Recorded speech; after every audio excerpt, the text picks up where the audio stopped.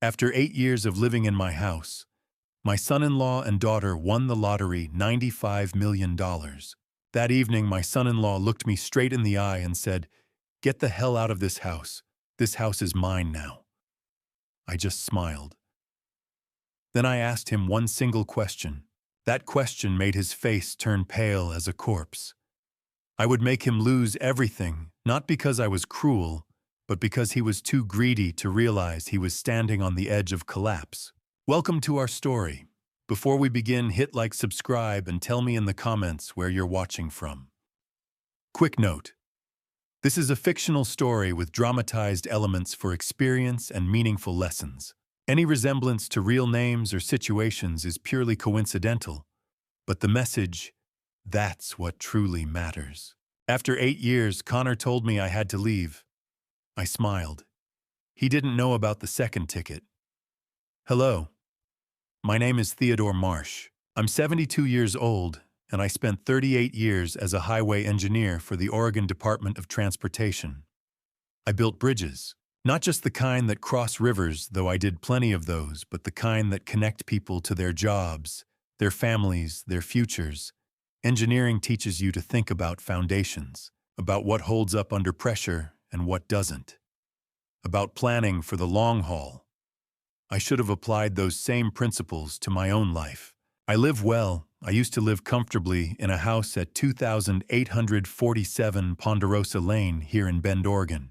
If you're familiar with Central Oregon, you know Bend sits at the foot of the Cascade Mountains, surrounded by pine forests and high desert air so clean it makes your lungs ache in the best way.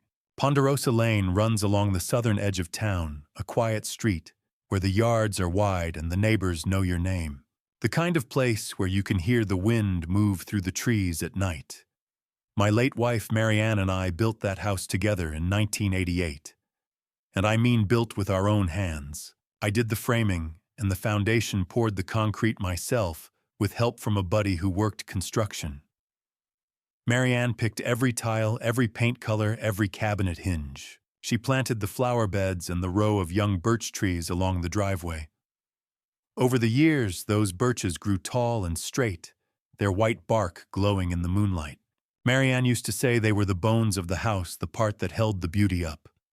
We were married for 41 years. She passed away in the spring of 2016. Pancreatic cancer.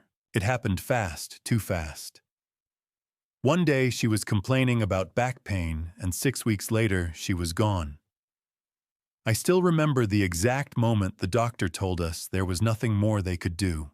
Marianne squeezed my hand and said, "Well, Theodore, I guess we'll just have to make the best of the time we have."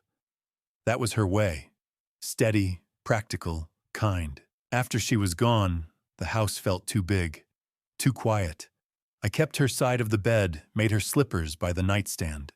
I'd walk past the kitchen and expect to smell coffee, but there was only silence. Friends told me it would get easier. It didn't. It just got different. That fall-autumn of 2016, my daughter Clare called. She was 30 at the time, married to a man named Connor Blake. They'd been together since college, married for about 2 years. Claire had always been my little girl, the one who'd sit on my lap while I sketched out bridge designs on graph paper, asking 1,000 questions. She was smart, curious, full of life. But somewhere along the way, after she married Connor, she changed. She called less, visited less. When she did come by, Connor always had some reason to cut the visit short. That November, Claire told me Connor had been laid off from his sales job. They were struggling to make rent in Portland. She sounded exhausted, scared. So I did what any father would do. I told them to come home, to move in with me until they got back on their feet. "Just for a few months, Dad," Claire said, "until Connor finds something new." I believed her. They moved in just before Thanksgiving. At first it felt good to have people in the house again. Claire cooked dinners, and Connor helped me replace some rotted boards on the back porch. We'd sit around the table after dinner, talking about nothing in particular, weather, sports plans for the holidays. It felt like family. But then the months turned into a year. Connor didn't find work. Or maybe he stopped looking, I couldn't tell. He spent more and more time on the couch, scrolling through his phone, making phone calls behind closed doors. Claire started working double shifts at a medical office in town, coming home exhausted, too tired to talk.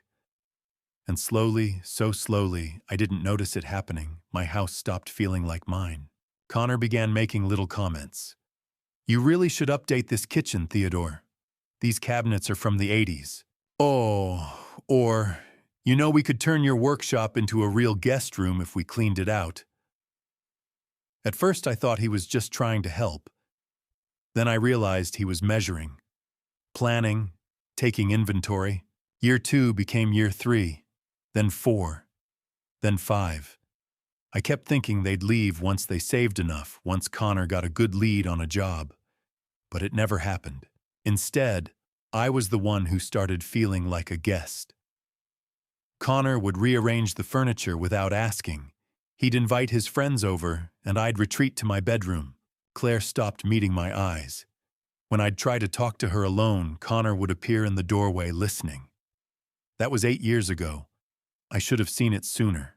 I should have recognized the way Connor slowly turned my daughter against me, the way he made himself comfortable in a house he didn't build, a life he didn't earn. But I didn't, because I loved my daughter. Because I thought somehow things would get better. Then 3 months ago, I bought 2 lottery tickets at the Quick Stop on Highway 97. Just a couple of Powerball tickets, $2 each. I gave one to Claire as a little gift, a gesture. I kept the other one. 3 days later, one of those tickets won $95 million. And that's when Connor decided I had to leave. But Connor made one mistake. When I bought those lottery tickets, I didn't buy just one. Let me tell you how it all started. How 8 years ago I opened my door to Connor and Claire. But first, I need to go back a little further. Back to the spring of 2016 when I lost Marianne. She was 60 years old. We'd been planning a trip to the coast that summer. One of those long, slow drives along Highway 101 where you stop at every little town and eat clam chowder and watch the waves come in. Marianne loved the ocean. She used to say it reminded her that the world was bigger than whatever was troubling you. We never made that trip. The cancer moved fast. By the time the doctors caught it, there wasn't much they could do except make her comfortable. I stayed with her every day in that hospital room, holding her hand, talking about nothing and everything. She told me stories I'd heard 100 times before, about the day we bought the land on Ponderosa Lane, about the time Claire was born 3 weeks early, and I nearly drove off the road racing to the hospital. She laughed. Even then, she laughed. On her last morning, she squeezed my hand and said, "Theodore, don't you dare turn into one of those old men who stops living. Promise me." I promised. 3 days later, we held her funeral at the First Community Church. Claire came down from Portland and stood beside me at the graveside, her hand wrapped around mine. She cried quietly, her head on my shoulder. For a moment, it felt like I still had family, like I wasn't completely alone. But then Claire went back to Portland, and I went back to that empty house on Ponderosa Lane. And the silence was unbearable. That fall November of 2016, Claire called. I could hear the strain in her voice before she even said the words. "Dad, Connor got laid off. We're behind on rent. I don't know what we're going to do." I didn't hesitate. "Come home, sweetheart. Stay here until you get back on your feet." "Are you sure?" "I'm sure." 2 weeks later, they pulled up in a rented truck with all their belongings. I helped Connor carry boxes into the spare bedroom. Claire hugged me on the front porch and whispered, "Thank you, Dad. It's just for a little while." I believed her. The first year or two, it wasn't so bad. Connor would help me with projects around the house, fixing a leaky faucet, replacing the weather stripping on the windows. Claire would cook Sunday dinners, pot roast, and mashed potatoes just like Marianne used to make. We'd sit at the kitchen table afterward talking about the weather, about Claire's new job at the medical office, about Connor's job search. It felt almost normal, almost like family, But somewhere around year 3, things started to shift. It was small at first. Connor began rearranging furniture without asking. One day, I came home from the hardware store and found that the old armchair, Marianne's favorite, the one she'd sit in to read every evening, had been moved to the garage. When I asked about it, Connor shrugged. It didn't fit the space, Theodore. We needed room for the new TV stand. Then he started moving Marianne's things. The framed photos of her that I kept on the mantel were taken down and replaced with generic prints from a department store. Her gardening tools disappeared from the shed. When I asked Claire about it, she looked away. Connor thought it might be healthier for you, Dad. You know, to move on. Move on. I didn't say anything. I just put one of Marianne's photos back on my nightstand where Connor wouldn't touch it. By year 4 and 5, the changes were harder to ignore. Connor stopped asking my opinion about anything. He'd invite people over, friends of his I'd never met, and I'd retreat to my bedroom. He started talking about our house instead of your house, as if he'd built it, as if he'd poured the foundation with his own hands. Claire stopped sitting with me after dinner. She'd disappear into their room, and I'd hear them talking in low voices, the door closed. I tried to talk to her. I'd catch her in the kitchen in the morning and say, "Honey, is everything all right?" She'd smile, but it didn't reach her eyes. "Everything's fine, Dad." But it wasn't. By year 6, 7, 8, 2021, 2022, 2023, into 2024, I felt like a stranger in my own home. Connor would walk past me in the hallway without a word. He'd make decisions about repairs, about landscaping, about painting rooms, and I'd only find out after it was done. When I objected, he'd sigh like I was being unreasonable. "Theodore, we're just trying to help. You're not getting any younger." I started spending more time in my bedroom. I'd eat dinner alone. I'd listen to the sound of their voices in the living room, their laughter, and I'd feel the walls of my own house closing in. My only relief was my neighbor, Bernard Sullivan. Bernard is 74, a retired postal worker with a dry sense of humor and a stubborn streak a mile wide. He'd been my friend for over 30 years, ever since he and his wife, Maureen, moved in 3 doors down. Bernard would stop by every week or so, usually with some excuse, needing to borrow a tool, asking about the weather, inviting me over for coffee. But I knew what he was really doing. He was checking on me. One Tuesday morning in early April this year, 2024, I walked over to Bernard's house. He was in his garage tinkering with an old lawnmower. He looked up and grinned. "So, Theodore Marsh, haven't seen you in daylight in 2 weeks. Thought maybe you'd turned into a vampire." I managed to smile. "Just keeping busy." "Busy hiding in your room, you mean?" I didn't argue.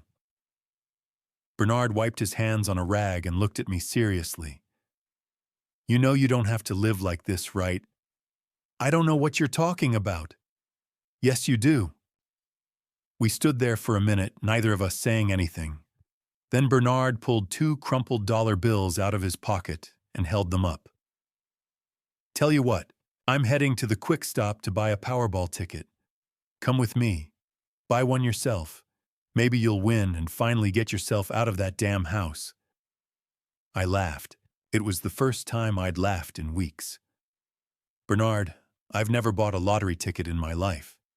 "Then it's about time you did." So I went with him. And on that Tuesday morning, the first week of April 2024, I did something I'd never done before. I bought a lottery ticket. Not because I needed the money, but because Bernard dared me to, and because for just a moment I wanted to believe that something, anything, could change. Those lottery tickets cost me $4, $2 each.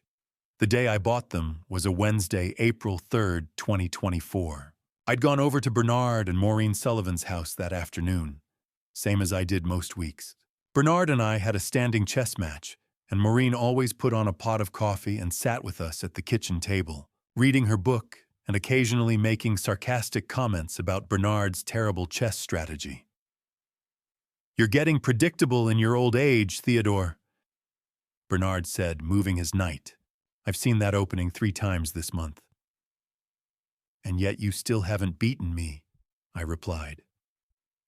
Maureen glanced up from her book and smiled. She's 71, sharp as a tack. With silver hair she wears short and a laugh that fills a room.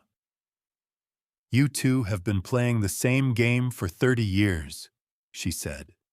Honestly, I don't know how either of you stays awake. We played in comfortable silence for a while. Then Bernard leaned back in his chair and said, You see the Powerball jackpots up to 95 million. I didn't look up from the board. I don't play the lottery, Bernard. I know, but maybe you should. You could use a little excitement in your life. I moved my bishop. Checkmate in 3 moves. Bernard groaned. Damn it, Theodore. Maureen closed her book. Bernard, leave the man alone. If he doesn't want to throw his money away. It's $2. Bernard interrupted. $2 for a little bit of hope. Come on, Theodore. Live a little. I'm heading to the quick stop after this. Come with me. I dare you. I looked at him. He had that stubborn glint in his eye, the one that meant he wasn't going to let it go. And honestly, after 8 years of feeling invisible in my own house, maybe I did need a little excitement, even if it was just a stupid lottery ticket. Fine, I said. I'll buy one. Bernard grinned. That's the spirit.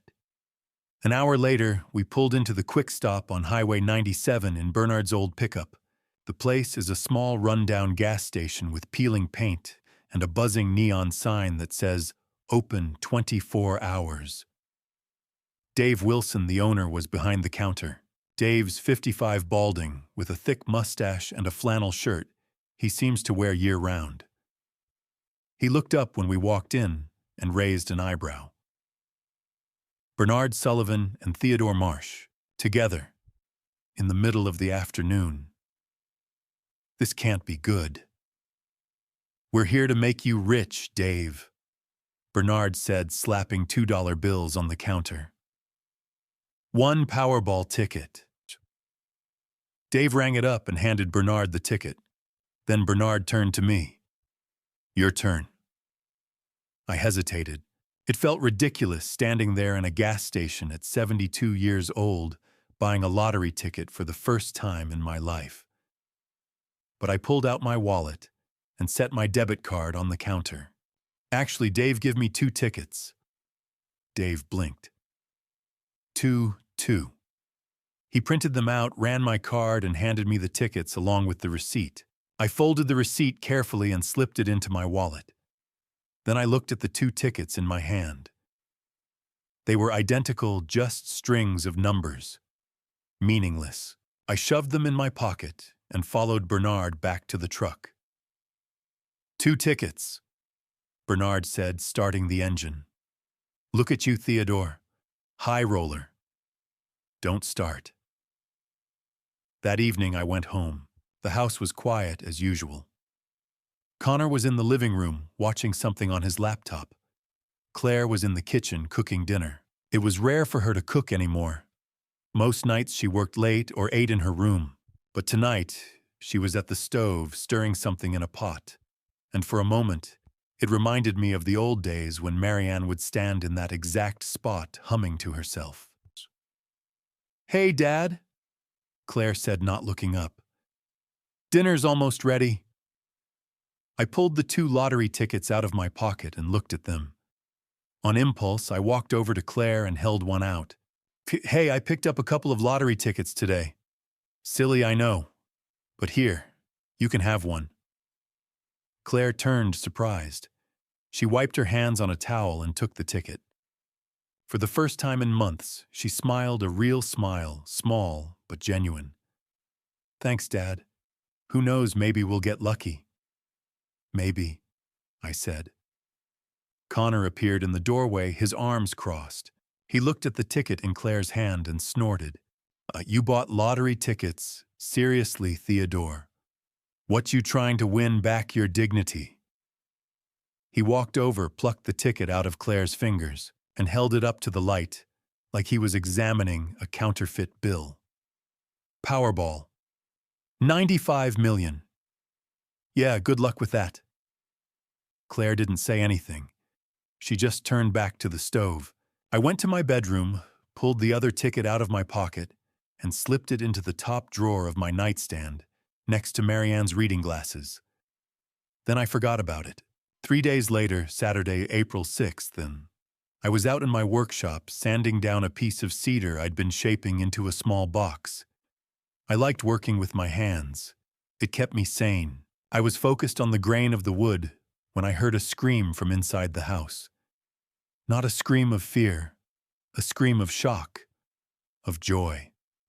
I dropped the sandpaper and walked quickly toward the back door. When I stepped inside, Claire was standing in the middle of the kitchen, trembling, her phone in one hand and the lottery ticket in the other. "We won," she whispered. "We won. $95 million. Connor appeared behind her, moving fast. He snatched the ticket from her hand and ran to the laptop on the counter, pulling up the Powerball website. His eyes scanned the numbers. Once. Twice. "Holy hell," he breathed. "We actually won." I stood in the doorway watching them. Claire's hands were shaking. Connor was already on his phone, dialing a number, pacing back and forth. "Yeah, I need to speak to someone about a lottery claim. Big one. 95 million. Neither of them looked at me. I stood there for a long time, feeling something strange settle in my chest. Not excitement, not joy, just a quiet, hollow ache. Because in that moment, I realized something I should have seen years ago. I didn't exist to them anymore. I was just a ghost in my own house. That evening, I stayed out in the workshop until it got dark. When I finally walked back inside, Connor was waiting for me at the kitchen table. Connor was waiting when I walked in. His posture had changed, no longer the polite tolerance he'd worn for 8 years, but something harder. He sat at the kitchen table, arms folded. Claire stood by the sink, her back to me. "What's going on?" I asked. Connor didn't stand. "We need to talk. Our situation has changed." I stayed near the door. "What do you mean, Claire and I just won $95 million, and this house doesn't fit our lifestyle anymore?" The words hung in the air. Your lifestyle. "That's right." Connor leaned back, spreading his hands. "We think you'd be more comfortable in a senior living facility, somewhere with staff medical care. We'll cover all the costs. All you have to do is sign over the property." Sign over the property. I looked at Claire. "Sweetheart, what is this?" She didn't turn around. She didn't say a word. Connor stood and walked to the counter. "Let me be clear, Theodore. We don't need your charity anymore. We don't need you. This house is a relic, bad plumbing, old wiring. We could sell it, tear it down. Either way, it's ours now." "It's mine," I whispered. Connor smiled. Not kindly. "Actually, you might want to rethink that, because if you make this difficult, we'll take legal steps. Competency hearings, guardianship proceedings. You're 72, Theodore. You live alone, barely take care of yourself. A good lawyer could make a strong case that you're no longer capable of managing your own affairs." My hands shook. "That's a lie." "Is it? At your age, how many good years do you really have left? 5, 10? Do you want to spend them fighting us, because we will fight, and we will win?" I looked at Claire again. "Please, look at me."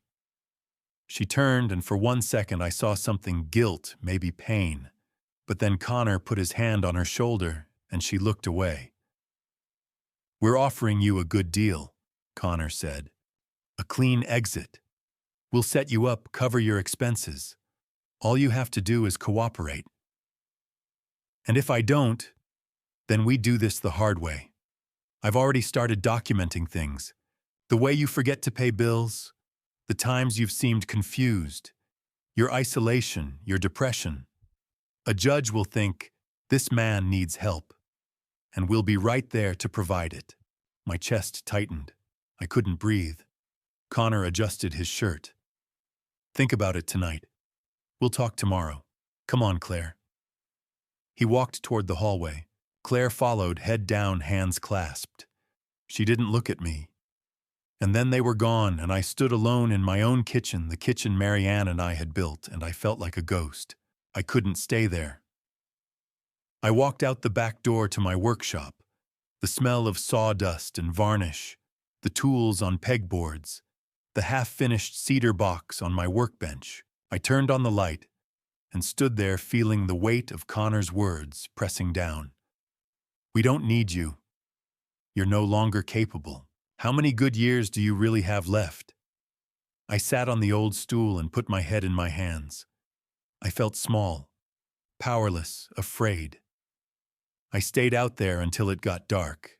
Then I walked back inside, past the kitchen, where Connor and Claire's voices drifted from behind their closed bedroom door, and into my own room. I sat on the edge of the bed, not my side, but Marianne's. It was an old habit.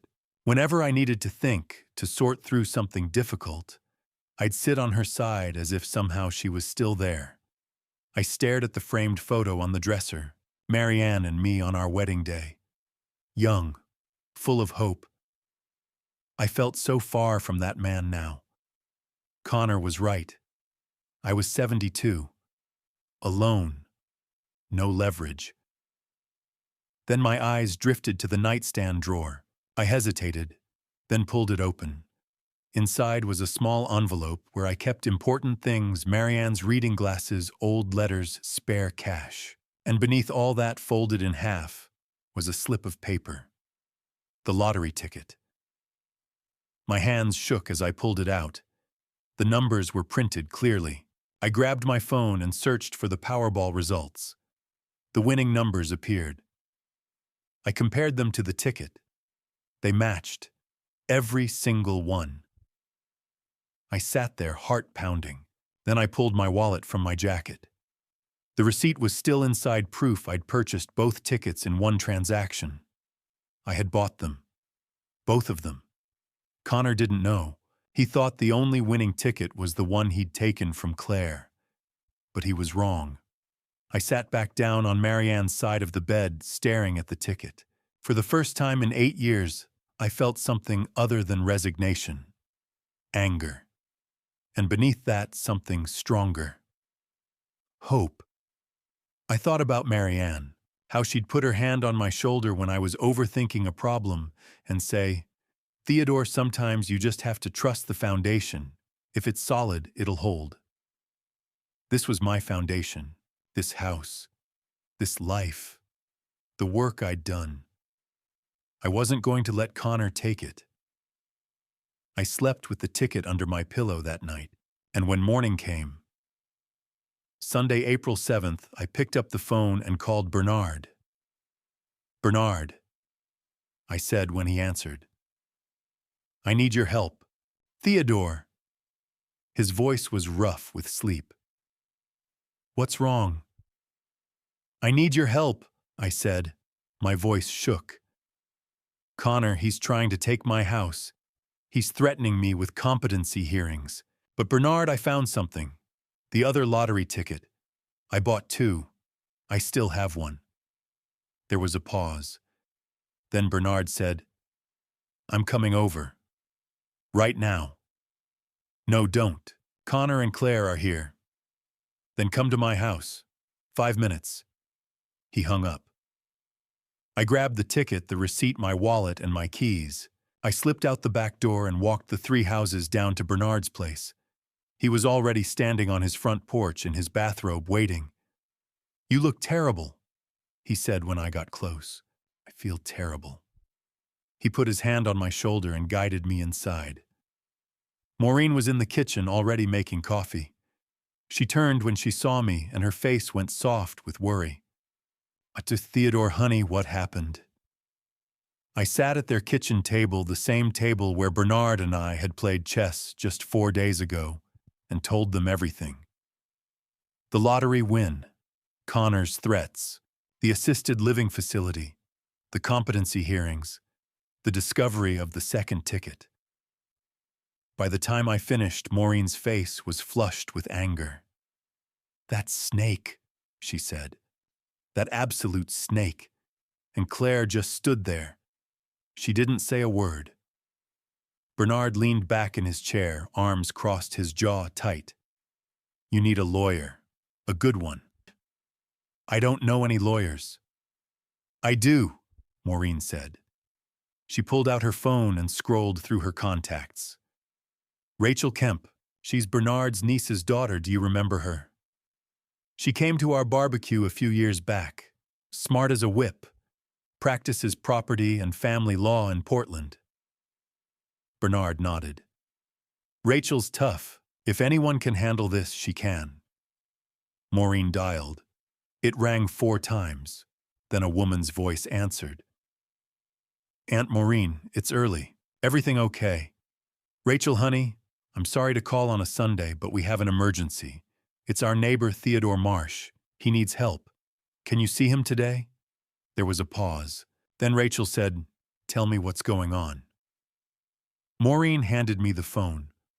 I explained everything again quickly, clearly, like I was presenting a bridge design to the state board. When I finished, Rachel was quiet for a moment. "Mr. Marsh, do you have the receipt proving you purchased both tickets in one transaction?" "Yes." "And the second ticket is still in your possession?" "Yes." "Then you have a case. Can you be in Portland by 11? I'll meet you at my office." "I'll be there." She gave me the address and hung up. I handed the phone back to Maureen. "She'll see you," Maureen said, squeezing my hand. "You're going to be okay." Bernard stood.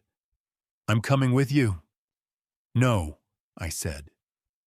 "Thank you, but I need to do this myself." Bernard studied me for a long moment, then nodded. "All right. But you call me the second you're done." "Understand, I will." I left their house and walked back to mine. Connor's car was still in the driveway, the windows dark. I got into my truck, started the engine, and headed west toward Portland. The drive took 3 hours. Highway 97 south to Bend, then west on Route 20 through the Cascade Mountains. The road wound through pine forests and high desert scrub, past snow-capped peaks and wide-open sky. I'd driven this route 100 times when I worked for the DOT. I knew every curve, every grade, every place where ice would form in winter. I thought about Marianne, about the day we'd driven this same road to pick out tile for the kitchen. She'd fallen asleep in the passenger seat, her head against the window, and I'd driven in silence, just watching her breathe. I thought about Clare, about the little girl who used to sit on my lap while I sketched bridge designs, about the way she'd laugh when I'd let her help me with measurements, holding the end of the tape measure, like it was the most important job in the world. I thought about Connor, about the way he'd looked at me last night, cold and calculating, like I was a problem to be solved. And I thought about what I'd spent my whole career doing, building things that held up under pressure. Bridges, roads, foundations. Everything I'd ever built had one thing in common: a solid base. If the foundation was strong, the structure would stand. This house was my foundation, this life, and I wasn't going to let it crumble. I reached Portland just before 11. Rachel's office was downtown in a brick building near the river. I parked on the street and took the elevator to the 3rd floor. Rachel was waiting in the lobby. She was 42 tall and sharp-eyed, with dark hair pulled back in a ponytail. She shook my hand firmly. "Mr. Marsh, come on back." Her office was small, but professional law books on the shelves framed diplomas on the wall. She gestured to a chair and sat across from me, a legal pad in front of her. "Tell me everything," she said. So I did. I told her about the tickets, the receipt, Connor's threats, the competency hearings, the assisted living facility.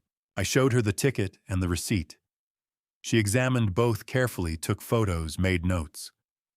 When I finished, she leaned back and looked at me. Here's the situation. Under Oregon law, the person who purchased the ticket owns the ticket, unless there's a signed agreement transferring ownership. You bought both tickets in one transaction. You have the receipt. You gave one ticket to your daughter as a gift. There was no contract, no sale, no transfer of ownership. The ticket your son-in-law is trying to claim legally belongs to you. Relief washed over me. So I have a case. You have a strong case, but we need to act fast. We're going to file a notice of dispute with the Oregon Lottery Commission today. Right now. Today. Today. If we wait, Connor could try to claim the prize and make this messier. We need to get ahead of it. She pulled out her laptop and started typing. For the next 2 hours, we worked together, drafting the notice, signing affidavits, gathering evidence. At 2:47 that afternoon, Rachel hit send on the electronic filing. Done, she said. The commission has been notified. Connor can't claim that prize now without a hearing. I stared at her. Just like that. Just like that. She closed her laptop and looked at me seriously. Mr. Marsh, when they find out about this, they're going to be angry. Are you safe at home? I'll be careful. If anything happens, anything at all, you call the police. And you call me. Understand? I understand. I shook her hand and left. The drive home felt different. The mountains were the same, the road was the same, but I wasn't. I didn't feel defeated anymore. I felt armed. I reached Bend just after 7. The sun was setting, painting the sky orange and pink. I pulled onto Ponderosa Lane and saw the lights on in my house. Connor's car was in the driveway. I parked and walked to the front door. Before I could open it, Connor appeared in the hallway, his phone in his hand, his face red.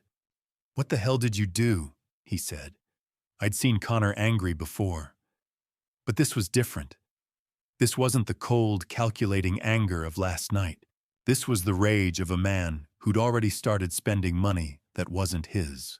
Connor's voice filled the house before I could even close the door. Our lawyer got the notice. You want to explain this?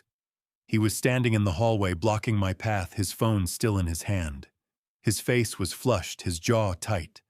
I could see the vein in his temple pulsing. I set my keys on the table by the door and met his eyes. I don't owe you an explanation. You filed a dispute claim, Connor said, his voice rising. You're trying to steal our money. I'm not stealing anything, I said calmly. I bought both tickets. I have the receipt. You gave one to Clare. You can't take back a gift. I gave Clare a ticket. Not the winning ticket. That ticket is mine. Connor stepped closer. You think a judge is going to believe that? You think anyone's going to believe you just happened to keep the winning ticket for yourself? I walked past him into the living room. My legs felt steady. My hands didn't shake. I sat down in Marianne's old armchair, the one Connor had moved to the garage years ago, the one I'd quietly brought back into the house last month. I sat in it now, claiming my space. Connor followed me, standing over me, arms crossed. The power posture of a man used to getting his way. Here's what's going to happen, Theodore, he said. You're going to withdraw that claim today, because if you don't, we're going to make your life a living hell. I looked up at him. Is that a threat? It's a fact. We have resources now, real money. We can drag this out for years. Lawyers, depositions, appeals. How old are you? Theodore, 72. At your age, do you really think you'll live long enough to see the end of this? I didn't answer. Connor leaned down his hands on the armrests of my chair, his face close to mine. I've been documenting things, Theodore, concerning behaviors, memory lapses, the time you left the stove on, the bills you forgot to pay, the way you wander around talking to yourself. My chest tightened. I've never left the stove on. Connor smiled. Are you sure? Because I have notes that say otherwise. Dates, times, witnesses. That's a lie. Is it, or is it just the failing memory of an elderly man who can't take care of himself anymore? Connor straightened, putting his hands in his pockets. We can prove you're not competent, Theodore. We can prove you need a guardian. And when we do, every decision you make, including this lawsuit, goes away. I heard a sound at the doorway. Claire was standing there, her arms wrapped around herself, her face pale. Connor, she said quietly, stay out of this. Connor snapped, not even looking at her. Claire flinched, but she didn't leave. She just stood there watching, her eyes moving between Connor and me. I stood up slowly. My knees ached, but I didn't let it show. I looked Connor in the eye. This conversation is over, I said. Connor's smile widened. You're going to lose everything, Theodore. The money, your daughter, your dignity, all of it. I walked toward the door. As I passed Claire, I paused. She looked at me, and for just a moment I saw the little girl she used to be, the one who'd held my hand at Marianne's funeral. Then I kept walking. You can't win this, Connor called after me.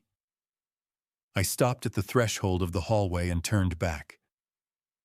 My dignity is mine, Connor. You can't take that. I went to my bedroom and closed the door. For a long time I sat on the edge of the bed, listening. I could hear Connor and Claire talking in low voices. Then the voices got louder. Claire was saying something I couldn't make out the words, and Connor cut her off, his tone sharp. Then I heard Claire crying. Connor's voice rose. He did this. Not us. He's the one tearing this family apart. I closed my eyes. At 9 o'clock, my phone buzzed. A text from Rachel. Are you okay? I typed back. Yes. He threatened me. Competency hearings, guardianship. Her reply came immediately. Document everything. Write it down. Dates, times, exact words. I pulled out an old notebook from my desk drawer, one I'd used years ago for project notes, and started writing. Sunday, April 7th, 2024. 7:15 p.m. Connor confronted me in the living room, said he's been documenting concerning behaviors, claimed I left the stove on false, claimed I forgot to pay bills false, threatened to prove I'm not competent, threatened guardianship proceedings, said they could drag the lawsuit out for years. Claire was present, but said nothing. I wrote for 20 minutes, recording everything I could remember, Connor's exact words, his body language, the lies he'd told, the threats he'd made. When I finished, I stared at the page, and slowly a realization settled over me. Connor hadn't just started documenting things after the lottery win. He'd been planning this for a long time. Maybe months, maybe years. The notes he'd mentioned, the witnesses, those weren't real. But the fact that he'd thought to threaten me with them meant he'd been preparing. He'd been waiting for an opportunity to take control. The lottery win had just accelerated his timeline. I set the notebook on the nightstand and lay down. But I didn't sleep well. Every sound in the house made me tense. Every creak of the floorboards felt like a threat. When morning came, Monday, April 8th, I got up at dawn and made coffee. I sat at the kitchen table, the notebook in front of me, and waited. At 9 o'clock, my phone rang. The voice on the other end would change everything. The woman introduced herself as Janet Pierce from Columbia Bank. Mr. Marsh, I'm the assistant branch manager. I'm calling about a power of attorney filing. We received yesterday afternoon, bearing your name with Connor Blake, listed as your designated representative. I stood in the kitchen, the phone pressed to my ear, the floor tilting beneath me. I never filed a power of attorney. There was a pause. That's what we suspected. The signature didn't match the one we have on file for you. We rejected the application and flagged the account. Mr. Marsh, someone attempted to forge your signature. My hand tightened on the phone. Who submitted it? The name on the submission was Connor Blake. If this document had been accepted, it would have given him full legal authority over all your accounts, checking, savings, everything. He could have transferred funds, closed accounts, taken out loans in your name. I sank into a chair. My chest felt tight. I couldn't breathe. Connor hadn't just threatened me. He'd tried to steal everything, every dollar I had, my pension, the money Marianne and I had saved for 40 years. If the bank hadn't caught the forged signature, if they'd processed the paperwork, Connor would have cleaned me out before I even knew what happened. Mr. Marsh. Are you still there? Yes, I managed. I'm here. I'm emailing you a copy of the document right now, Janet said. You'll want to show it to your attorney and Mr. Marsh. You should file a police report. This is criminal fraud. I will. Thank you. I hung up and sat at the table staring at my phone. My hands were shaking. Connor had done this yesterday, Monday, the day after I filed the dispute claim. Less than 24 hours after our confrontation in the living room, he'd gone to the bank and tried to forge a power of attorney. Was this retaliation? Or had he been planning this all along? The fear that had been sitting in my chest for days began to shift. Slowly, it hardened into something else. Anger. At 9:15, I called Rachel. He tried to forge a power of attorney, I said, my voice shaking. The bank caught it. They rejected it. But he tried. Rachel was silent for a moment. Then she said, "That's criminal fraud. Forgery. This changes everything, Mr. Marsh." "What do I do?" "Call the bank back. Get that document. Email it to me immediately. Then go to the Bend Police Department and file a report. Today. Do not wait." Okay. This is good, Mr. Marsh. I know it doesn't feel good. But this is evidence. Hard evidence that Connor is willing to commit crimes to get what he wants. We can use this. I called the bank back. Janet confirmed she'd sent the email. At 10:30, it arrived. I opened it on my laptop, my heart pounding. The document was a standard power of attorney form. My name was typed at the top. Connor Blake's name was listed as the agent, and at the bottom, in careful, practiced handwriting, was a signature that looked almost like mine. Almost. But it wasn't. The slant was wrong. The loop in the M was too wide. Connor had tried, he'd practiced, I could tell, but he hadn't quite gotten it right. I stared at the signature for a long time. This wasn't a mistake. This wasn't a misunderstanding. This was deliberate, calculated. Connor had sat down somewhere, maybe in my own house, maybe at a coffee shop downtown, and practiced signing my name until he thought he had it right. Then he'd taken this form to the bank and lied. I forwarded the email to Rachel. Her reply came within minutes. "This is gold. See you at the mediation." That afternoon, I drove to the Bend Police Department. The building was small brick with a flagpole out front. I walked inside and told the officer at the desk I needed to file a report for attempted fraud. They assigned me to a detective named Morrison. He was in his 50s, gray-haired with a calm, patient manner.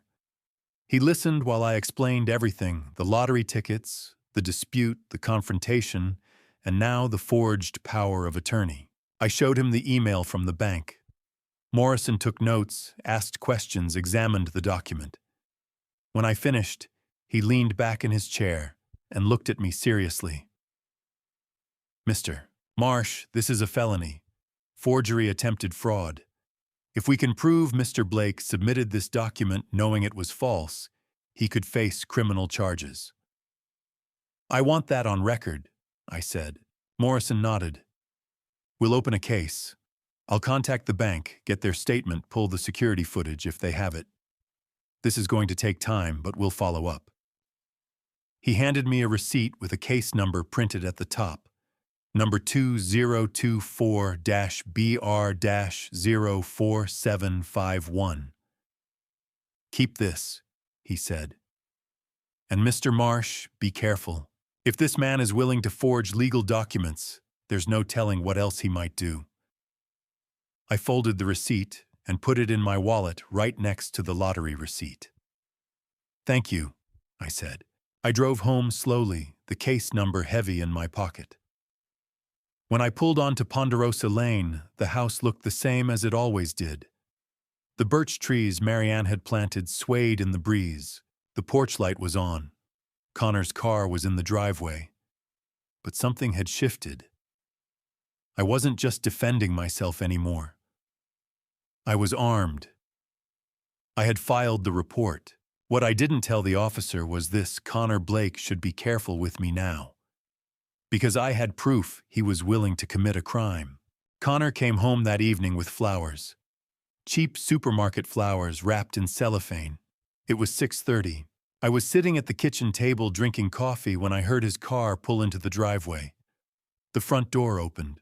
Connor appeared in the kitchen doorway holding the bouquet like a peace offering. "Theo," he said. His voice was soft, conciliatory. "I think we got off on the wrong foot." I didn't say anything. I just looked at him. Connor set the flowers on the counter and pulled out a chair. "May I?" I nodded. He sat down across from me, his hands folded on the table. "I want to apologize. I was overwhelmed. The lottery win, the pressure, the legal stuff, it all got to me. I didn't mean the things I said." I sipped my coffee. "Which things?" "About the house. About competency hearings. I was angry. I wasn't thinking straight." He leaned forward, his expression earnest. "Theo, you're family. Claire and I, we don't want to fight with you. We want to make this work." I set my cup down slowly. "Make what work?" "All of it." Connor spread his hands. "Look, I know we've had our differences, but we can fix this. You stay here. This is still your house. We'll set up an account, $5,000 a month just for you. All you have to do is withdraw the dispute claim." I didn't react. I just watched him. "In exchange for what?" I asked. "In exchange for acknowledging that the lottery ticket was a gift," Connor said smoothly. "You gave it to Claire. We won. And in return, we take care of you. $5,000 a month, Theo. That's $60,000 a year. Tax-free. It's more than your pension. You could travel. Fix up the house. Do whatever you want." He smiled. It looked almost genuine. "When we could be a family again," Connor continued. "Sunday dinners, game nights, just like Marianne used to do." My jaw tightened. "Don't," I said quietly. "Don't what?" "Don't talk about my wife." Connor blinked as if surprised. "I'm just saying, you threatened me." I said, my voice steady. "You tried to forge a power of attorney to steal my money, and now you think a few flowers and a monthly payoff will fix that." Connor's smile faltered. Just for a second, I saw something flicker in his eyes, something cold and calculating. Then he leaned back in his chair and crossed his arms. "You really want to fight us?" he said. His voice had changed. The warmth was gone. "I'm not fighting anyone," I said. "I'm defending what's mine." "What's yours?" Connor let out a short, bitter laugh. You're 72 years old, Theo. You live in the past. You cling to this house because it reminds you of a woman who's gone. Marianne is gone. She's been gone for 8 years, and you're still sitting here pretending she's coming back. I stood up. My chair scraped against the floor. Get out, I said. Connor stood too. He was taller than me, and he knew it. He looked down at me with something close to contempt. You could have had an easy life, he said. 5,000 a month. No worries, no stress. But you'd rather die poor and alone, clinging to your pride. I'd rather die with my dignity intact. Connor stared at me for a long moment. Then he shook his head. You're going to lose everything, he said. The money, your daughter, this house, all of it. And when you do, don't say I didn't try to help you. He walked to the door, then paused and looked back. You know what your problem is, Theo. You think being stubborn makes you strong, but it doesn't. It just makes you pathetic. He left. The door slammed behind him. I stood in the kitchen listening to his footsteps fade down the hallway. Then I picked up the flowers, the cheap, cellophane-wrapped supermarket flowers, and dropped them in the trash. I sat back down at the table. My hands were shaking. Not from fear, from anger. Connor had tried threats. That hadn't worked. So he'd tried manipulation, bribery, emotional blackmail. And when that didn't work, he'd shown his true face again. The cold, cruel man who thought money could buy anything, who thought I was weak enough to be bought. But he was wrong. I thought about what he'd said, about Marianne, about me clinging to the past. Maybe he was right. Maybe I was clinging.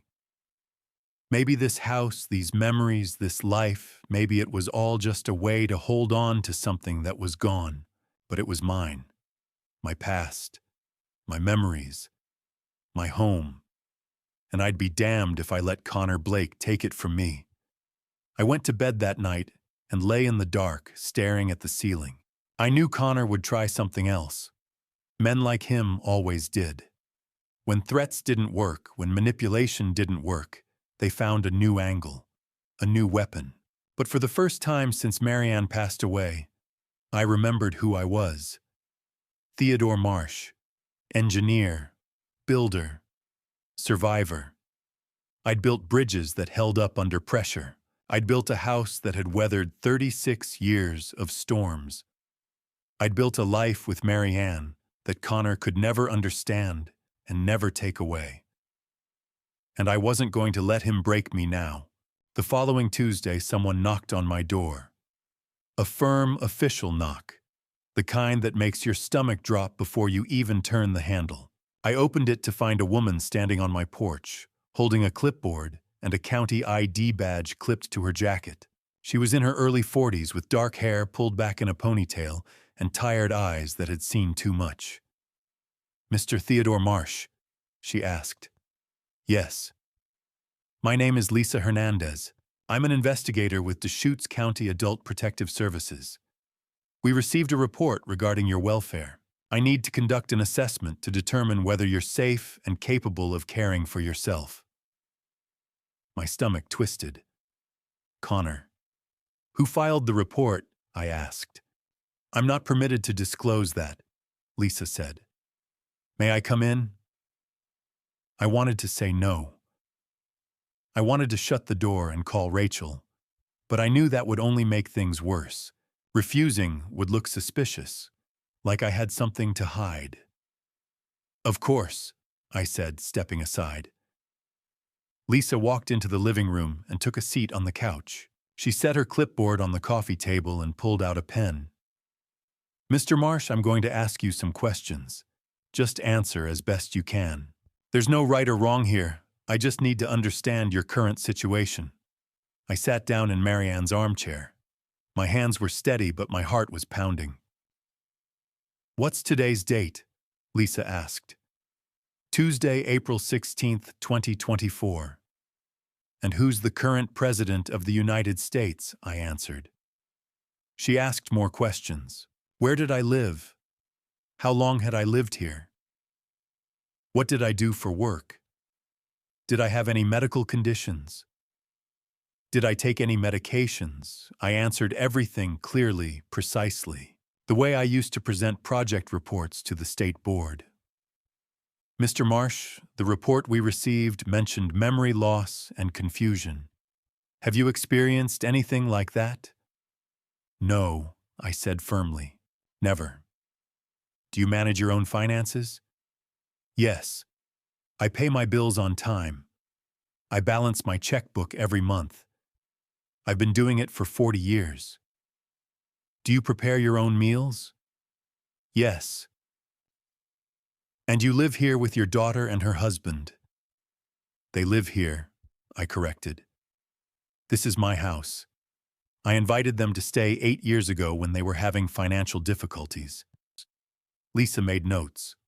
I couldn't read her expression. Mr. Marsh, would you mind if I took a look around, just to get a sense of your living environment? Go ahead. We walked through the house together. Lisa checked the kitchen first. The counters were clean. The refrigerator was stocked with fresh food, milk, eggs, vegetables, leftovers in labeled containers. The stove was spotless. Not a single burner left on not a single sign of neglect. We moved to the bathroom. Clean. Organized. Towels folded. Medicine cabinet tidy with my blood pressure medication neatly lined up, each bottle labeled with the date. Then my bedroom. The bed was made. Clothes put away. Marianne's photo on the nightstand, the lottery ticket still hidden in the drawer below. Finally, we went out back to my workshop. Lisa stepped inside and paused. The tools were hung on pegboards, each in its place. The workbench was clean, sawdust swept. On the shelf sat a row of small wooden objects I'd been making over the years, birdhouses, boxes, a small carved bowl. Lisa picked up one of the birdhouses and examined it. This is beautiful work. You still do woodworking. It keeps my hands busy, I said. She set it down gently. Mr. Marsh, I've been doing this job for 12 years. I can tell the difference between someone who needs help and someone who's being targeted. You're not the person described in that report. Relief washed over me. So you'll close the case. I still need to interview your neighbors and your family members, Lisa said. But based on what I've seen today, there's no indication that you're unable to care for yourself. Your home is clean, your mind is sharp, your physical health seems good. She paused at the door and handed me her business card. If you ever do need help, real help, call me. Thank you. Lisa left. I closed the door and leaned against it, my hands finally starting to shake.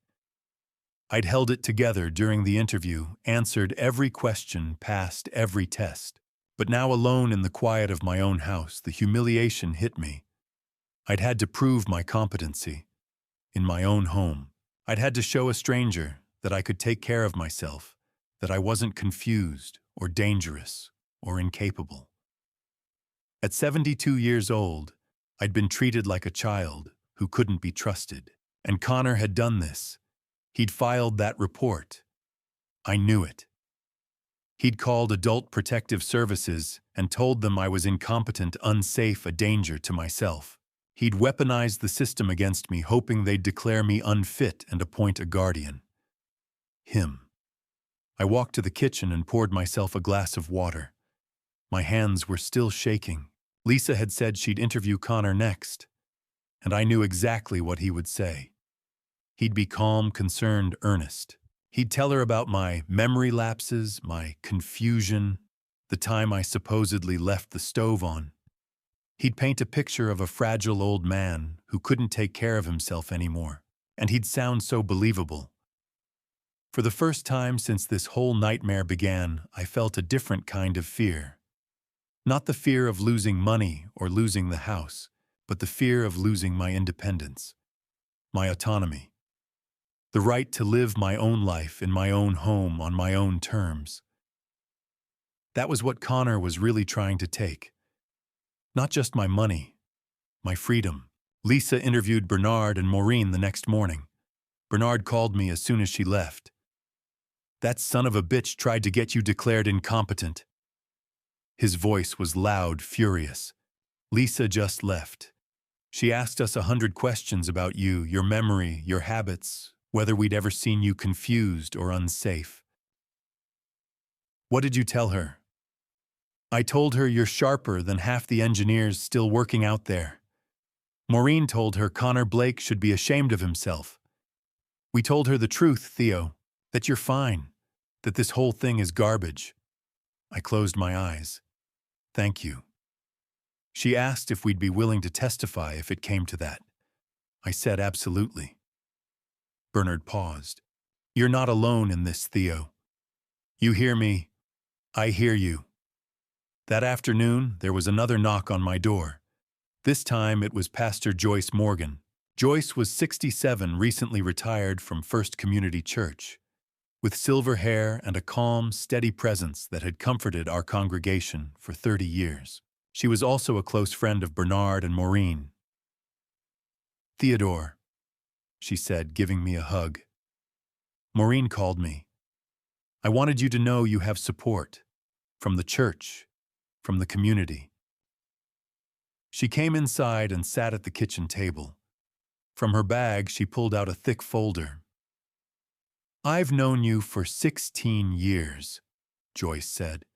Ever since Marianne and I served together on the missions committee. You were a devoted husband, a loving father, a good neighbor. And when Marianne passed, you carried that grief with dignity. She opened the folder and spread out 10 handwritten letters on the table. These are from members of First Community, people who know you, people who are willing to testify on your behalf if needed. I stared at the letters. My throat tightened. I picked one up. It was from a couple I barely knew, Tom and Susan Reed, who lived 2 streets over. They wrote that they'd seen me at the hardware store every Saturday for years. Always polite, always coherent, always helpful when someone needed advice on a project. They offered to help in any way they could. Tears welled up in my eyes. Why would they do this? Joyce reached across the table and squeezed my hand. Because Marianne was loved. And so are you. The next morning, Thursday, April 18th, Lisa called. Mr. Marsh, I'm closing your case. My conclusion is that the report was unsubstantiated. There's no evidence of cognitive decline or self-neglect. You're fully competent to manage your own affairs. Relief flooded through me. Thank you. I interviewed your son-in-law yesterday, Lisa continued. He made several allegations about your memory and confusion. Not one of them was corroborated. In fact, everyone I spoke to said the opposite. What happens now? I'm noting in my report that this appears to be a malicious filing related to a financial dispute. If Mr. Blake files another report without legitimate cause, there will be legal consequences. I sat down, the phone pressed to my ear. I felt relief and anger. Connor had tried to take my freedom, my autonomy, and he'd failed. Thank you, Lisa. Take care of yourself, Mr. Marsh. That evening, Bernard and Maureen invited me over for dinner. But when I arrived, I found it wasn't just the 3 of us. Pastor Joyce was there. So were Jim and Carol Patterson, neighbors from down the street I'd known for years. We thought you could use some company, Maureen said, ushering me inside. The table was set with Maureen's best dishes. She'd made pot roast, mashed potatoes, green beans, and homemade rolls, the kind of meal Marianne used to make on Sundays. We sat around the table, and for the first time in months, I felt something I hadn't felt since Marianne passed away. I felt seen. Bernard raised his glass. To Theodore Marsh, a man who won't let some punk kid steal his house. Everyone laughed. We clinked glasses. We ate. We talked about everything and nothing, the weather, the Blazers, Joyce's new grandchild, Jim's retirement plans. No one brought up the lottery or Connor or the investigation. They just let me be a person, a friend, a neighbor. At one point, I looked around the table and felt my chest tighten with emotion. When Marianne passed away, I said quietly, I was lonely. When Claire and Connor moved in, I thought that would change. But I was still lonely, because they didn't see me. They looked through me. I paused, swallowing hard. But you see me. You really see me. Maureen wiped her eyes. Bernard cleared his throat and said gruffly, all right. Eat your pot roast. I stayed until late helping Maureen wash dishes while Bernard and Jim argued about baseball. When I finally walked home, the stars were out bright and sharp in the high desert sky. That night, I slept better than I had in months. The next morning, Friday, April 19th, I woke to an email from Rachel. Mediation has been scheduled. Thursday, May 2nd, 10 a.m. Oregon Lottery Commission Headquarters, Salem. Be ready. This is it. I read the email 3 times. Then I stood up, poured myself coffee, and looked out the window at the birch trees Marianne had planted 36 years ago. This was it. The moment everything would be decided. I wasn't afraid. The week before mediation felt like the week before a trial. Rachel called me every day. Monday, April 22nd, she explained the mediation process. It's not a courtroom, but it's formal. There will be a mediator neutral professional. Connor's lawyer will present his case first. Then I'll present ours. They'll ask you questions. Answer honestly, clearly, and briefly. Don't ramble. Don't get emotional. Mr. Morton, that's Connor's lawyer. He's going to try to make you look bad. Old, bitter, greedy. Don't let him rattle you. I'll try. You'll do fine, Mr. Marsh. Just tell the truth. Tuesday, we practiced. Rachel ran me through mock questions over the phone. Why did you give the ticket to Claire? Because she's my daughter. It was a small gift. I didn't think about winning. It was just worth $2. Did you tell her it was a gift? I said, here, you can have this. Did you expect her to give it back if it won? I paused. No, I didn't think about it at all. It was spontaneous. Good. That's the truth. Stick to that. Wednesday, we reviewed documents.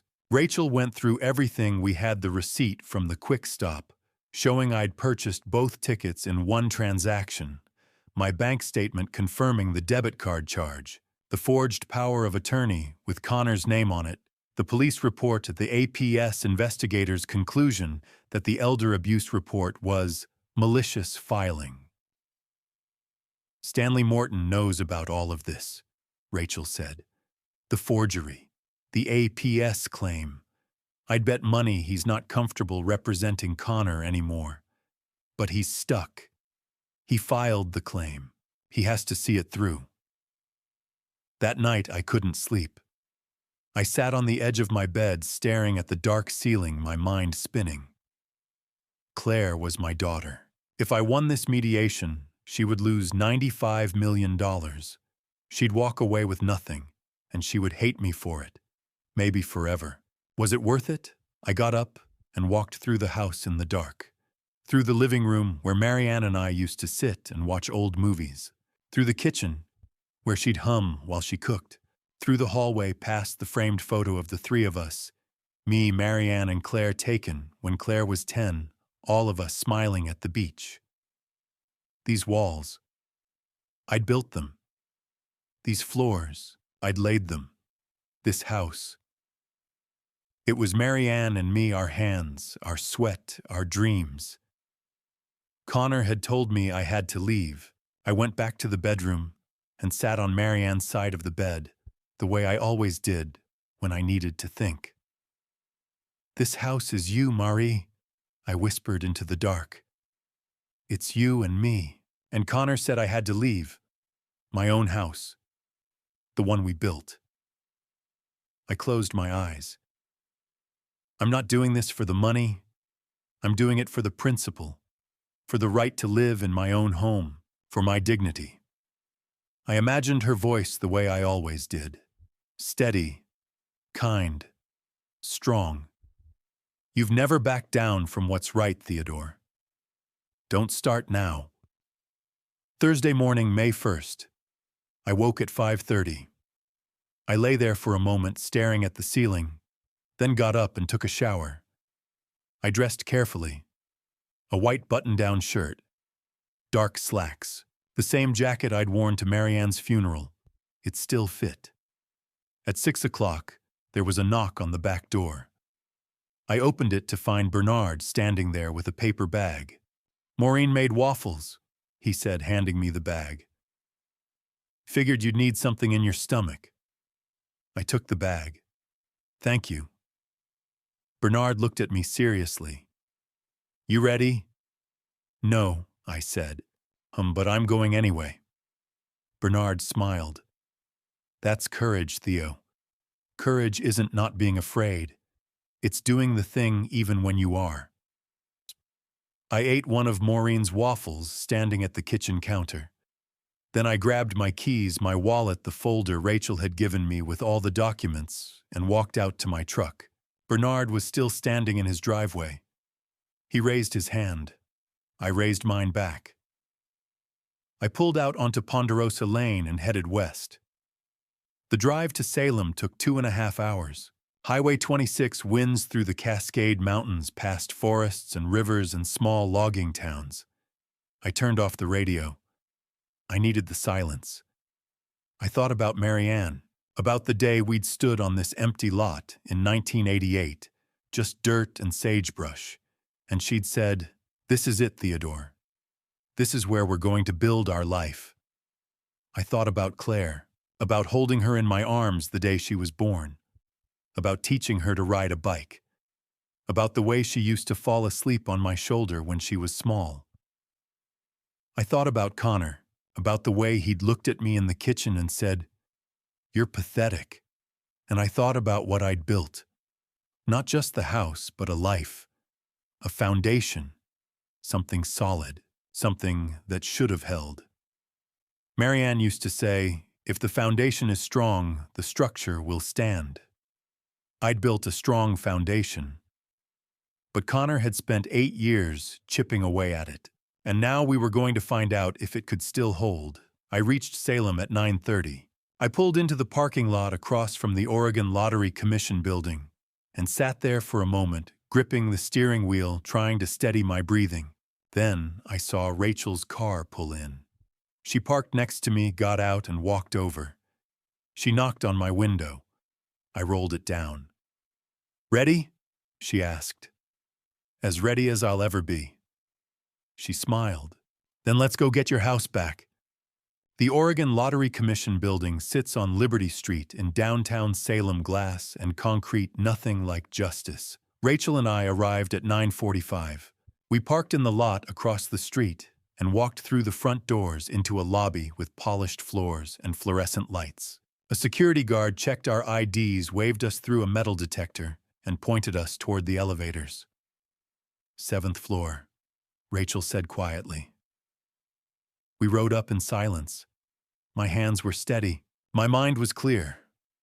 I'd spent the last 2 weeks preparing for this, reviewing documents with Rachel, rehearsing answers to questions, going over the timeline again and again. I knew the facts. I knew the truth. The elevator doors opened. The 7th floor waiting area was small and sterile, gray carpet, a few chairs, a water cooler in the corner. And across the room, sitting in those chairs, were Connor, Clare, and their lawyer. Connor was wearing a new suit, expensive, tailored, navy blue with a crisp white shirt. He sat with one leg crossed over the other, his arms stretched along the back of the chair next to him. The posture of a man who thought he'd already won. Clare sat 2 chairs away from him, her hands folded in her lap, staring at her phone. She looked pale, tired. Standing near them was Stanley Morton, 54, slick gray hair, expensive watch-leather briefcase open on the chair beside him as he reviewed his notes. The elevator chimed. All three of them looked up. Connor didn't stand. He just looked at me, his expression unreadable, and stayed exactly where he was. A power move, a statement. Claire glanced at me, just for a second. Then she looked back down at her phone. That hurt more than anything Connor had done. Rachel's hand touched my elbow. "This way, Theo." We walked to the opposite side of the waiting area and sat down. 10 feet separated us from Connor and his lawyer. It felt like miles. At 9:55, the conference room door opened. A young woman in a lottery commission badge stepped out. "We're ready." Connor stood first. He walked into the room like he was claiming territory. Claire followed quietly, her head down. Stanley Morton nodded professionally at Rachel, gathered his briefcase, and walked in. Rachel and I entered last. The conference room was long and narrow, with a table down the center and chairs on either side. Windows overlooked the street below. A whiteboard hung on one wall. Bottles of water and a box of tissues sat in the middle of the table. At the head of the table sat a man in his 60s with gray hair, bifocals, and a calm, measured expression. He stood when we entered. "Good morning," he said. "I'm Howard Phillips, the mediator assigned to this case. Please have a seat." Connor, Claire, and Stanley took seats on the right side of the table. Rachel and I took seats on the left. We faced each other directly with Howard at the head between us. I was acutely aware of every movement. Claire sat 2 chairs down from Connor, still not looking at me. Connor leaned back in his chair, fingers steepled, watching. Howard adjusted his glasses and opened a folder. "Let me explain the process. This is an informal mediation to resolve a dispute over ownership of Oregon Lottery, ticket number 471-8823-C, purchased on April 3, 2024. My role is to facilitate discussion and help the parties reach a resolution. I don't have the authority to force an outcome, but my findings will be reported to the Commission, and they carry significant weight. Everything said here is confidential unless both parties agree otherwise." He looked at each of us in turn. "Does everyone understand?" We all nodded. "Good." Howard set down his pen and folded his hands. "Let's begin. Mr. Morton, your client filed the claim first. You may present your opening statement." Stanley Morton stood. He buttoned his jacket, cleared his throat, and looked directly at Howard. "Thank you, Mr. Phillips. I represent Mr. Connor Blake and Miss Clare Marsh in this matter." He gestured toward Connor and Claire. Claire didn't look up. "The facts here are straightforward," Stanley continued. "On April 3rd, Mr. Theodore Marsh purchased 2 Powerball lottery tickets at a convenience store in Bend, Oregon. He brought one of those tickets home and gave it to his daughter Claire as a gift. Not a loan, not a conditional transfer. A gift. There were no strings attached, no expectations of return. Under Oregon law, that is the legal definition of a gift." Stanley paused, letting the words settle. 3 weeks later, that ticket won $95 million. Ms. Marsh checked the numbers, confirmed the win, and informed her family. At no point during those 3 weeks did Mr. Marsh express any interest in the ticket he had given away. Not until he learned its value. Stanley's voice was smooth, confident. Oregon law recognizes informal gifts of personal property. A lottery ticket is personal property. When Mr. Marsh handed that ticket to his daughter and said, "Here, you can have this," he transferred ownership. The fact that he now regrets his generosity, the fact that he wishes he'd kept it for himself, does not negate the gift. He looked at Howard. "We are asking the Commission to recognize Ms. Clare Marsh as the rightful owner of that ticket and to allow her to claim the prize. Stanley sat down. Connor gave a small, satisfied nod. Claire continued staring at the table, her hands clasped tightly in her lap. Howard made a note. Then he looked across the table at Rachel. "Ms. Kemp, your opening statement." Rachel stood up, and I knew this was the moment everything would be decided. I had practiced this story with Rachel dozens of times, but sitting across from Claire, every rehearsed word vanished. I could only speak the truth. Rachel stood her posture calm but commanding. "Mr. Morton has described part of the truth," she began. "What he's left out are the facts that matter most." She reached into her briefcase and placed 2 documents on the table in front of Howard Phillips. "This," Rachel said, tapping the first page, "is the receipt from Quick Stop Highway 97, Bend, Oregon. Date April 3rd, 2024. Time 2:17 p.m. 2 Powerball tickets, paid by debit card, in the name of Theodore Marsh." She slid the second document forward. "This is Mr. Marsh's bank statement showing a $4 charge from Quick Stop on the same date and time." Howard leaned forward, examining both pages through his bifocals. Rachel continued, her voice steady. "Mr. Marsh bought both tickets. He paid for both tickets. Under Oregon law, he is the legal owner of both tickets." Stanley Morton shifted in his seat. Connor's jaw tightened. "Mr. Marsh gave 1 ticket to his daughter informally?" Rachel went on. "A $2 paper slip. At the time, it had no more value than a greeting card. But a lottery ticket worth $95 million is not a casual gift. It is a substantial asset, and Oregon lottery regulations require clear documentation in cases of ownership dispute. Mr. Marsh has that documentation. Mr. Blake does not." Howard looked at me. "Mr. Marsh, can you confirm that you purchased these tickets on April 3rd? "Yes, sir," I said. My voice was quieter than I'd hoped, but it was steady.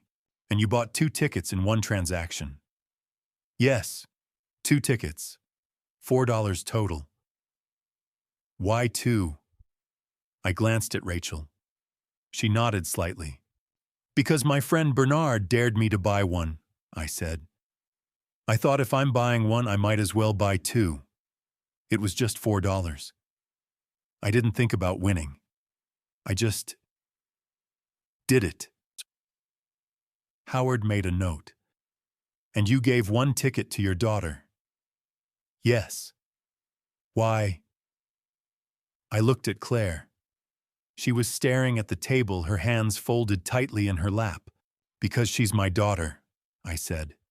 "It was a small thing, a $2 ticket. I wanted to share it with her." Howard's expression softened slightly. "Mr. Marsh, why did you file a dispute with the Lottery Commission?" I took a breath. "Because 3 days after my daughter's ticket won, her husband told me I had to leave. He said the house I built 36 years ago with my own hands with my late wife wasn't my home anymore. He said the $95 million wasn't mine, and he tried to take everything." Stanley leaned forward. "Mr. Marsh, you're 72 years old. How clearly do you remember the events of April 3rd? Rachel's hand touched my arm gently, a signal to stay calm. "I remember it perfectly," I said. "I drove to Quick Stop with Bernard Sullivan. The owner, Dave Wilson, sold me the tickets. I paid with my debit card. I have the receipt. I remember everything." Stanley sat back, his expression sour. Rachel reached into her briefcase again. This time she pulled out a thicker envelope. "There's one more thing," she said, her tone sharpening. "On April 8th, Mr. Blake submitted a power of attorney to Columbia Bank, claiming authority over Mr. Marsh's accounts. She placed a letter on the table. This is correspondence from the bank dated April 24th. The bank rejected the document because the signature did not match Mr. Marsh's on file. They flagged it as possible fraud. Howard's eyebrows rose. He reached for the letter. Rachel wasn't finished. She placed a second document beside it.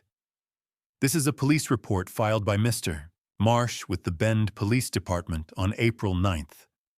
Case number 2024-BR-04751.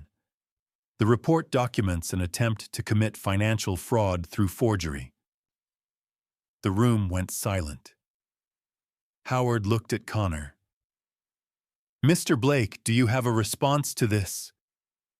Connor's face had gone pale. That was a misunderstanding. A misunderstanding, Rachel cut in her voice hard. You forged a legal document in my client's name to seize control of his bank accounts.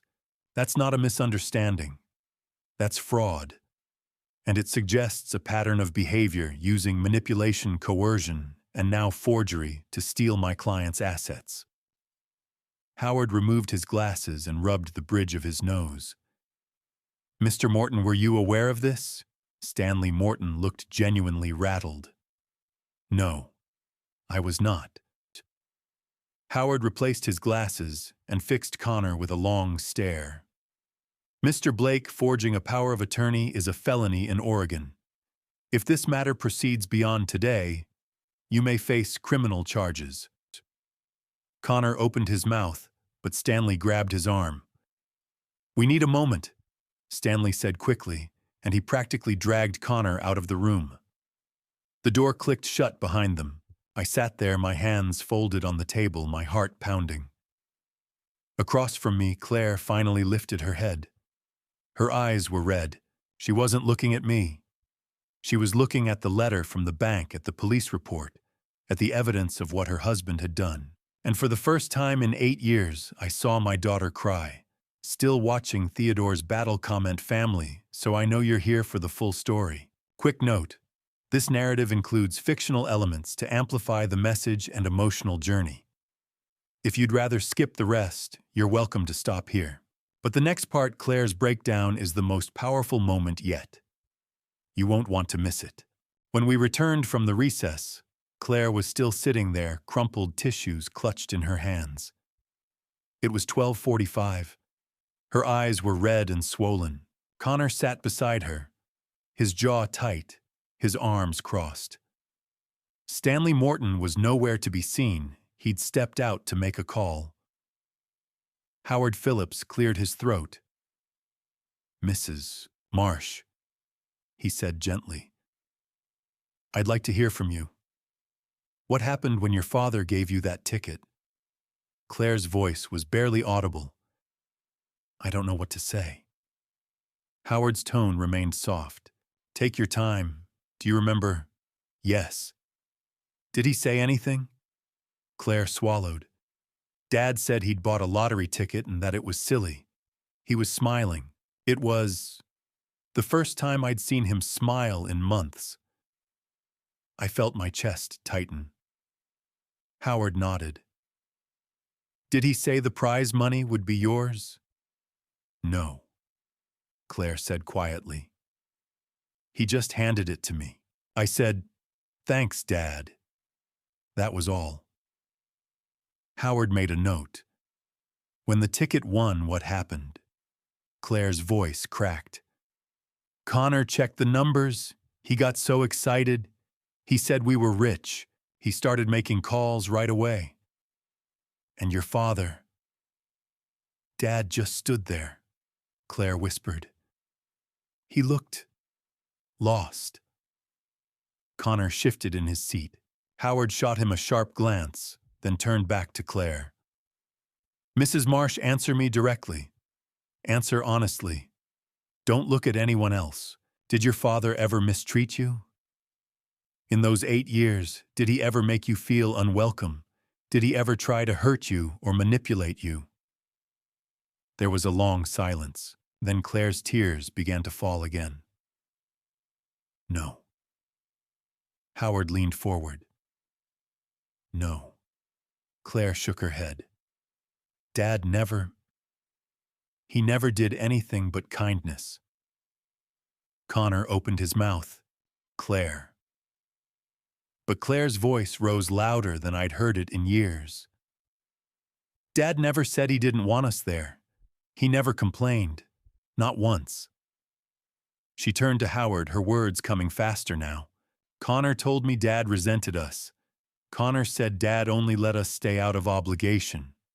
Connor said Dad was talking badly about us behind our backs to the neighbors. Her voice broke.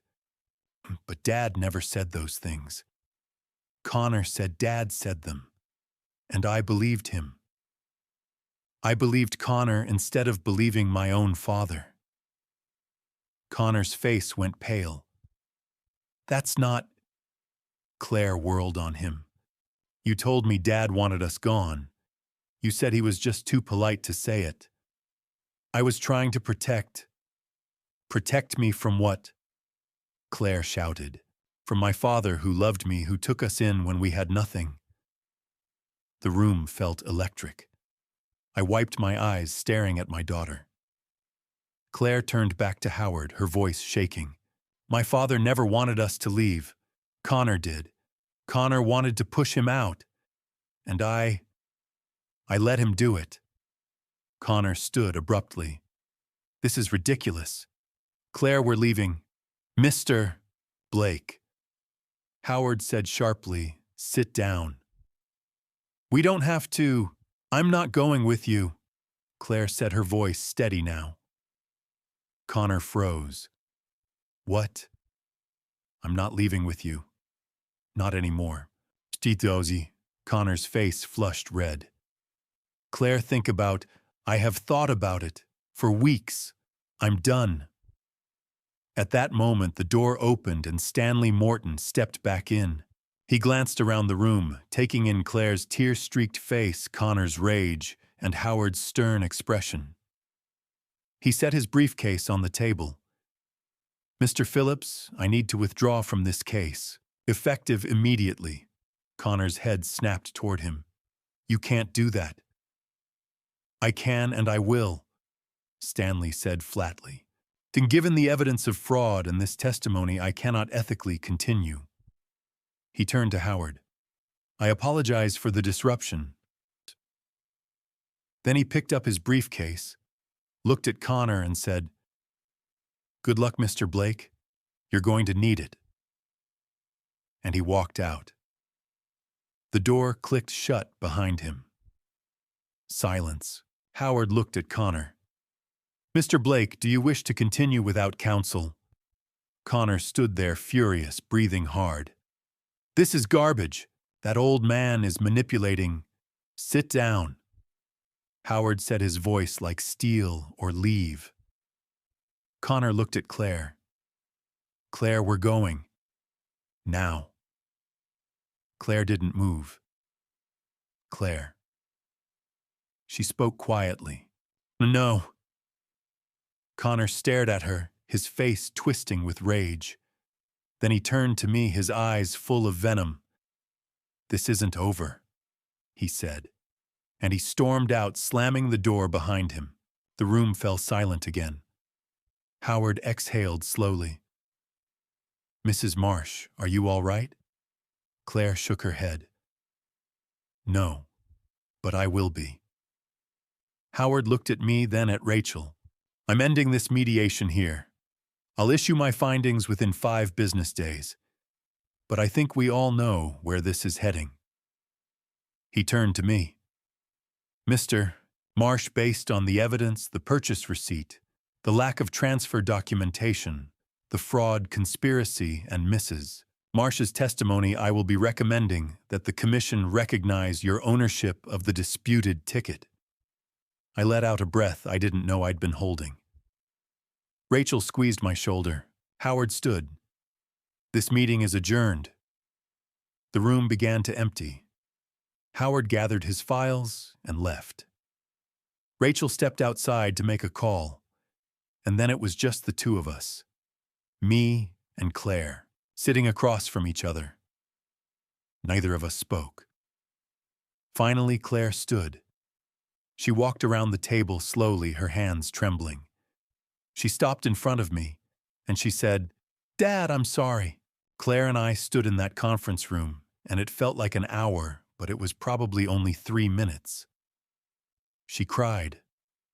I cried. She said she was sorry again. I said I knew. Rachel knocked gently on the door. "We need to go." Claire drove her own car. I drove mine.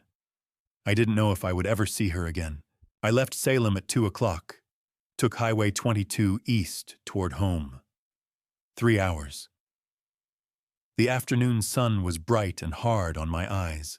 I thought about Claire's face, about Connor's rage, about Howard's words.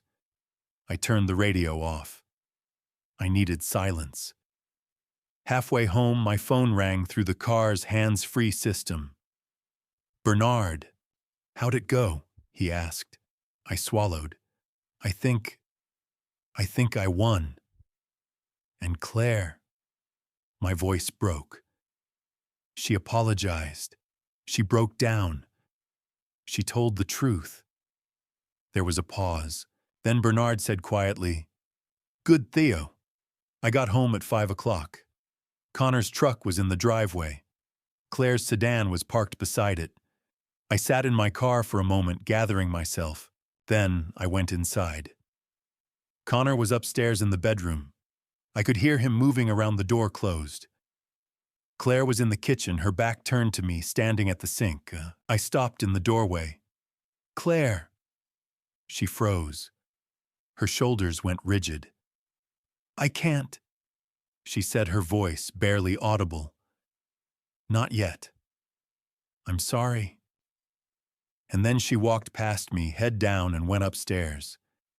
I stood there alone in the kitchen, listening to the sound of footsteps overhead. Then I heard voices. Connor's sharp and angry, Claire's quieter, breaking into sobs. I thought about going up there. Thought about knocking on the door, demanding to talk to my daughter. But I didn't. It wasn't my place anymore. The next morning, Friday, Connor left the house at 8. He didn't come back until after 10 that night. I assumed he was meeting with a new lawyer or planning something. I didn't ask. That afternoon, I was in the workshop, sanding the legs of a small table I'd been working on, when I saw a piece of paper slide under the door. I set down the sandpaper and picked it up. It was folded once. The handwriting was Claire's. "Dad, I'm sorry. I don't know how to face you. I don't know how to fix what I did. I'm scared. But I need you to know I love you. I always have. Claire." I sat down on the workbench and held that note in my hands. And I cried. Saturday and Sunday crawled by. The house felt like a minefield. Connor avoided me completely once we passed each other in the hallway. He looked at me with pure hatred, but he said nothing. I saw Claire twice. The first time was in the upstairs hall. She stopped when she saw me. We looked at each other for a long moment. Then she whispered, "Hi, Dad," and hurried past. The second time I glanced out the window and saw her sitting in her car in the driveway, her face in her hands, crying. I wanted to go to her. I wanted to help. But I didn't know how. Bernard came over on Saturday afternoon. He brought a loaf of Maureen's banana bread. "You holding up?" he asked. I shrugged. I lived with them for 8 years. Now I don't know how to talk to them. Bernard nodded. "Connor's done. But Claire, give her time, Theo." On Sunday, I did something I hadn't done since Marianne's funeral. I went to church. First Community Church was the same as I remembered it. Same wooden pews, same stained glass windows, same smell of old hymnals and wood polish. Pastor Joyce saw me as I was leaving after the service. She walked over, her face warm. "I heard the mediation went well," she said. "I think so," I said. "I'll know for sure this week." and Clare. I looked down. She's struggling. Joyce put a hand on my arm. She'll get through it. She knows the truth now. That's the hardest part. I went home and spent the rest of the day in the workshop carving a small wooden cross. I didn't know who it was for. Maybe Marianne. Maybe myself. Monday morning, I woke up at 5. I hadn't slept much. I made coffee, ate a piece of toast, sat at the kitchen table, and waited. The phone didn't ring. Tuesday, Wednesday. Still nothing. Thursday morning, May 9th, I woke at 5 again. I showered, dressed, made more coffee, stared at the phone. At 10:15, it rang. Rachel. I picked up on the second ring. Hello? Theo. Her voice was calm, but I could hear the smile in it. We won. I sat down hard in the kitchen chair. Rachel. Howard issued his findings this morning. The commission accepted his recommendation. The ruling is in your favor. Connor's claim is rejected. You are recognized as the legal owner of both tickets. I couldn't speak. Both tickets, I finally managed. Both. There was no documentation of transfer. No contract, no signed agreement, nothing. Theo, you're getting $95 million. I sat there completely numb, staring at the wall. $95 million. Both tickets. I had won, Rachel explained. You can submit the winning ticket to begin the official claims process. 11 days of verification, and then you'll receive $95 million, which comes to $47.5 million after taxes. I sat there, phone pressed to my ear, trying to make sense of the number. Rachel continued. You also need to send formal eviction notices. Oregon law requires 60 days notice. 60 days, I repeated. I'll draft them today. You send them when you're ready. That afternoon, Rachel emailed the notices. I printed 2 copies, one for Connor, one for Clare, and set them on my desk. I stared at them for an hour. Bernard called. Did you send them? Not yet. What are you waiting for? I don't know. On Tuesday, May 14th, I did it. I couldn't face them directly. I just couldn't. So I left the 2 notices on the kitchen table, each name written on the outside of an envelope, and I drove to Bernard's house. I came back 2 hours later. Connor's truck was gone. The notices were gone. And there was a hole in the living room wall. Connor had punched it. Marianne's framed photograph, the one that used to sit on the mantel, had been knocked to the floor. The glass was shattered. I picked it up with shaking hands. Bernard had been right to tell me to leave. Upstairs, the bedroom door was closed. I knocked. Clare. Her voice was quiet. Come in, Dad. I opened the door. Clare was sitting on the bed, an open suitcase beside her clothes folded neatly in stacks. He's gone, she said.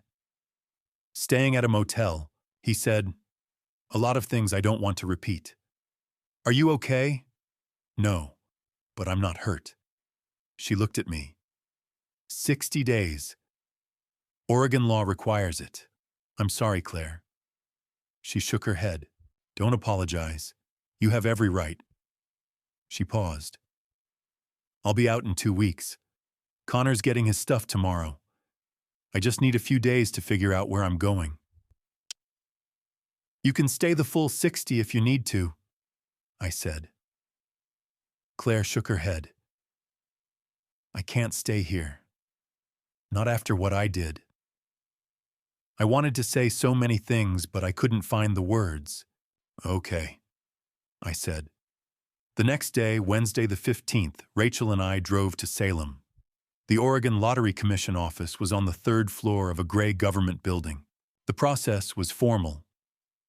EID verification ticket submission paperwork in triplicate. The clerk, a middle-aged woman with reading glasses, looked up and smiled. Congratulations, Mr. Marsh. Your claim will be processed within the next 11 business days. We'll contact you for final disbursement. She handed me a receipt. Official claim code. $95 million. Minus taxes, $47.5 million. Life-changing money. But it didn't feel real. Rachel asked me in the parking lot. How do you feel? Empty, I said. That feeling will pass. Give yourself time. She paused. I'm going to introduce you to Caroline Fisher, a financial advisor I trust. You'll need accounts, investments, estate planning. I felt overwhelmed. One step at a time. Driving home, I thought about what Marianne would say. Don't let money change who you are. I whispered, I won't, Marie. I promise. The next morning, Thursday the 16th, a moving truck pulled into the driveway at 10 o'clock. Connor had hired it. I stayed in the workshop and watched through the window. Connor was directing the movers, aggressively barking orders, gesturing angrily. They carried out furniture boxes, the TV, the sofa, the kitchen table. By afternoon, the truck was full. Connor walked to the workshop door. He didn't knock. He just stood there and said through the glass, You think you won, but you didn't. You lost your daughter. You'll die alone in this house with your money. That's what you deserve. Then he turned and walked away. The truck rolled out of the driveway. Connor's car followed. Gone. I stood at the workshop door, and the house felt quieter. A strange relief washed over me. Over the next few days, Claire was still there, packing slowly. We passed each other in the hallway. Awkward good mornings, stiff good nights. Not much conversation, but we were polite. 3 evenings after Connor left, I was cooking dinner. Pasta, nothing fancy. Claire came downstairs. Smells good, Dad. There's plenty, I said. If you want. She hesitated. Yes, thank you. We ate at the kitchen table. It was quiet, but not hostile. Dad. Yes. I'm filing for divorce. I called a lawyer today. Good. She looked down at her plate. I'm going to rent my own apartment. Start over. Maybe find a job. I haven't worked in 8 years. You'll manage, I said. You're strong. I don't feel strong. Being strong isn't a feeling, I said. It's a choice. Claire smiled just a little. You sound just like Grandpa. He used to say that. He was a wise man. 3 days later, I went to the hardware store to buy sandpaper. When I came home, Claire's car was gone. Her bedroom was empty. Clean. The bed was made. She'd vacuumed. On the kitchen counter, there was an envelope with my name on it. I opened it with trembling hands. The letter was 2 pages long, written by hand, in Claire's careful script. It started with, Dear Dad, and ended with, I love you. In between was everything she couldn't say to my face. I sat at the kitchen table and opened the envelope. 2 sheets of paper, front and back, filled with her handwriting. The ink was smudged in places. She'd been crying when she wrote it. Dear Dad, I'm writing this because I don't have the courage to say it to your face. I'm sorry. Those words will never be enough, but they're all I have. I'm sorry for the past 8 years, for letting Connor treat you like you didn't matter, for staying silent when he told you to leave your house, the house you built, the house where Mom lived, for believing his lies instead of what I knew in my heart. For 8 years, Connor told me you resented us, that you were too polite to say it, but you wanted us gone, that you talked badly about us to the neighbors, that you were getting old, bitter, difficult.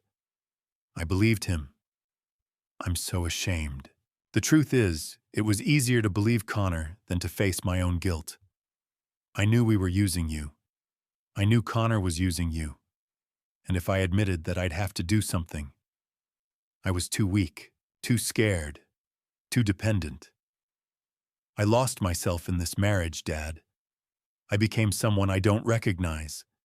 Someone who could betray her own father for a man who never loved her. Now I understand.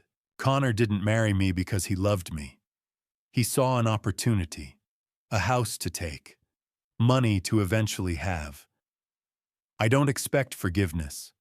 I don't expect you to want me in your life, but I need you to know I love you. I never stopped.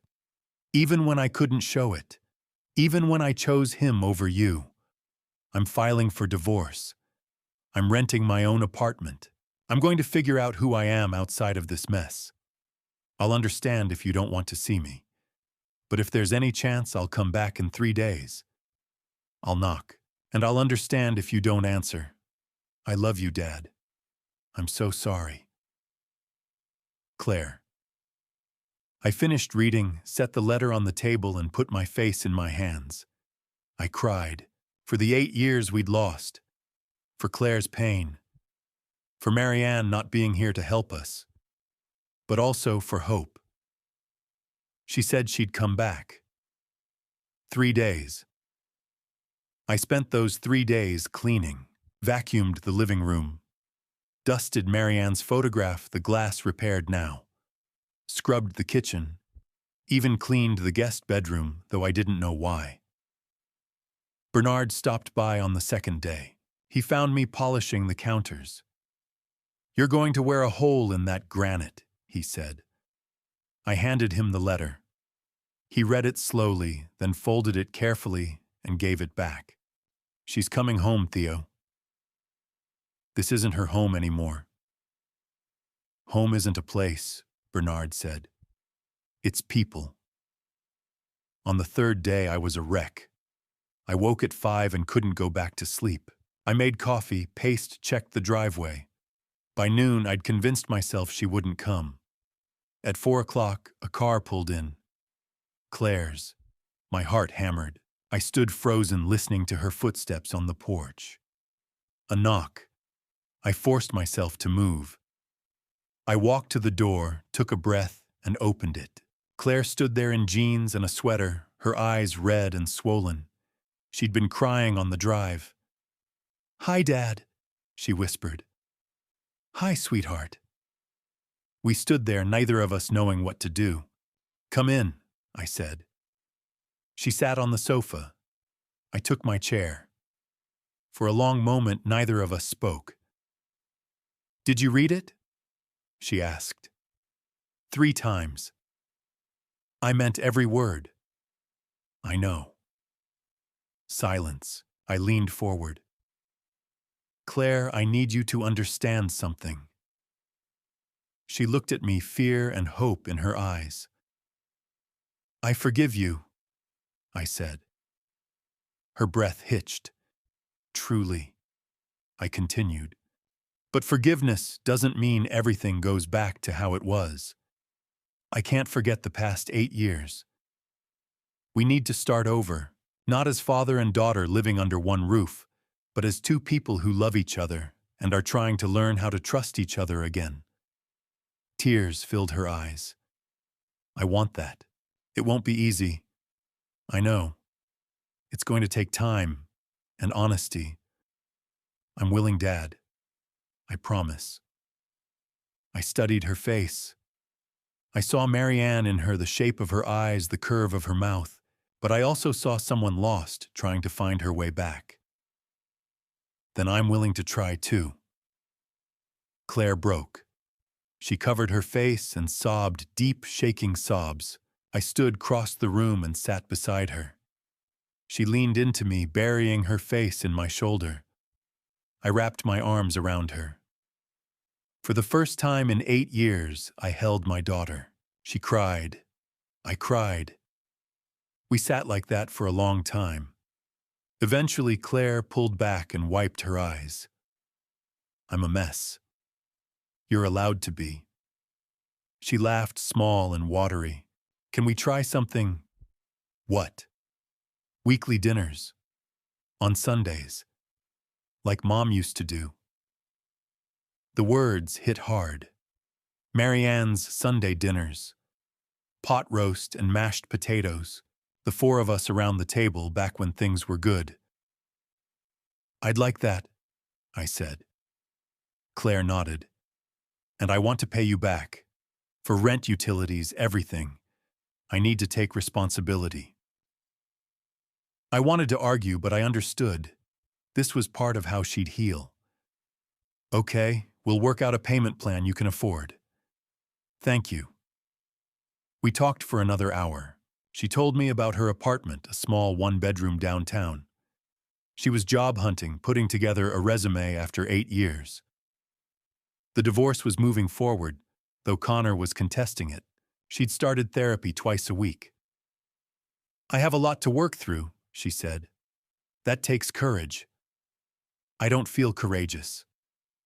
"Courage isn't a feeling," I said. "It's a choice." She smiled a real smile. "You sound like Grandpa. He was a wise man." Eventually, she glanced at the clock. "I should go." I walked her to the door. "Dad, yes, I love you." "I love you too, Claire Bear." She stopped. "You haven't called me that since I was little. You'll always be my Claire Bear." Tears spilled down her cheeks, but she was smiling. She hugged me tightly. "Thank you." Then she left. I stood on the porch and watched her taillights disappear. Then I went inside and leaned against the door. For the first time in months, I felt like I could breathe. That evening, I sat on the back porch and watched the sunset. Orange and pink and purple painted the sky over the mountains. I thought about everything: the lottery, the betrayal, the fight, the victory, and now this, the beginning of something I'd thought was lost. "I'm proud of you," Theodore Marianne's voice said in my head. "I hope so, Murray," I whispered. My phone buzzed. A text from Claire. "Thank you for giving me a second chance. See you Sunday. I love you." I smiled and typed back. "I love you too. 5 p.m. Sunday. I'll make pot roast." Perfect. That night I slept in my own bed in my own house. Claire's letter sat on my nightstand. Sunday dinner was planned. When I woke the next morning, sunlight streamed through Marianne's curtains, the ones she'd sewn by hand 30 years ago. I lay there watching the light, and I realized something. I had won more than a lottery. I had gotten my life back. The money hit my account on Tuesday, June 18th. $47,500,000. I stared at the number for 20 minutes, then called Bernard. "It's real," I said. "What are you going to do with it?" "Anything I want. I fought for it." The next day, I met Caroline Fisher, the financial advisor Rachel recommended. Her office was downtown leather chairs and mountain views. Caroline was 56, gray-haired, direct. "Theo, what do you want your money to do?" "I want safety. I want to help my daughter. And I want to honor my wife." We spent 2 hours planning. Caroline recommended diversification, index funds, bonds, real estate trusts, savings. Not this gives you about $1.5 million a year in passive income while preserving your principal. Every year, you can live comfortably and fund charitable work. Study, an idea sparked. What if I wanted to help elderly people whose families try to take advantage of them, who get kicked out of their homes, who need lawyers but can't afford them? Caroline smiled. "Not a legal protection fund. With 20 million, you could fund it in perpetuity." I thought about Marianne, who'd always stood up for those who couldn't. "I want to do that." I called Rachel. "I want to establish the Marsh Elder Protection Fund. 20 million. To help elderly victims of financial abuse. I want you as legal director and Lisa Hernandez as consultant." Rachel's voice caught.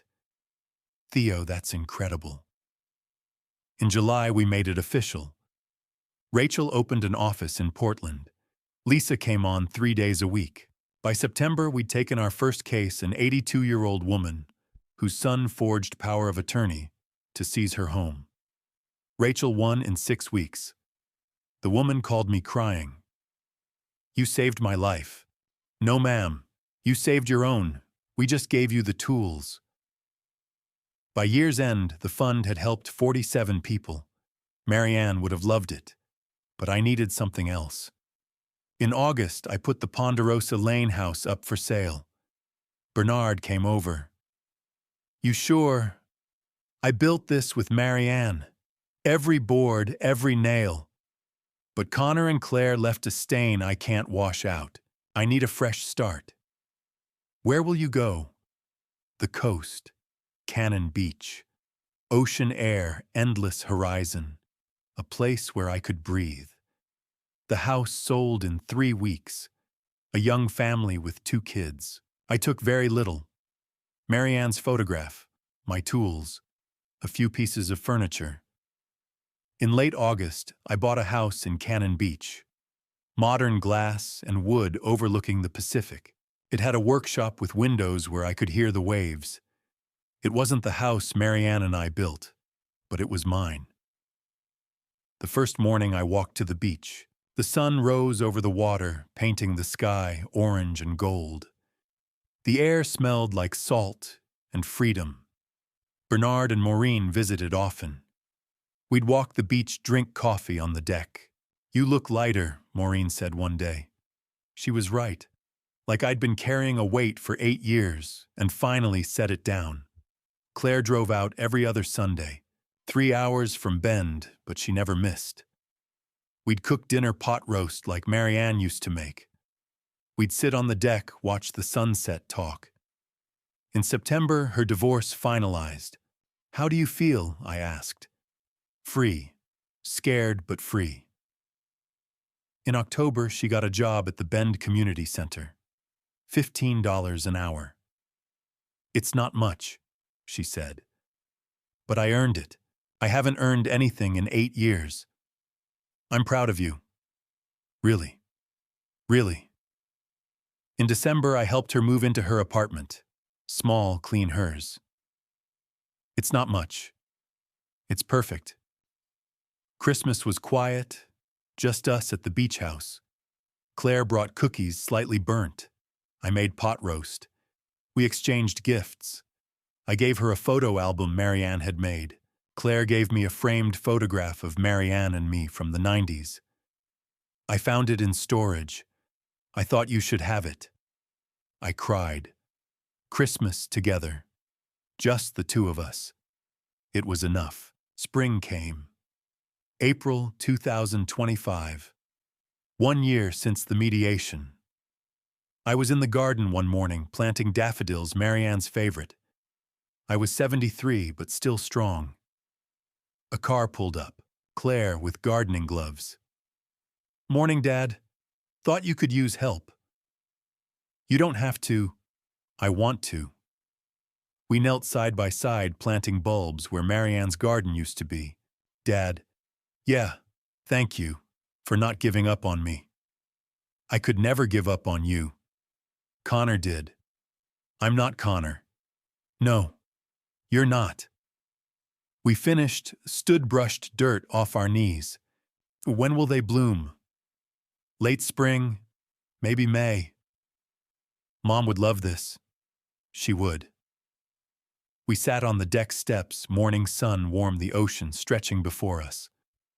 I looked around, the house I'd bought, my daughter beside me, the garden I was planting, the life I'd fought to reclaim. "I used to think a house was just walls and a roof," I said. "Boards and nails, things I could measure." Claire listened. "But it's not. A house is memories, the people who filled it, your mother's laugh, your first steps, the fights, the forgiveness, the love. Is that why you fought so hard?" "I fought because letting Connor take it would mean admitting none of it mattered." That 36 years with your mother could be erased by greed. I didn't fight for money. I fought for meaning.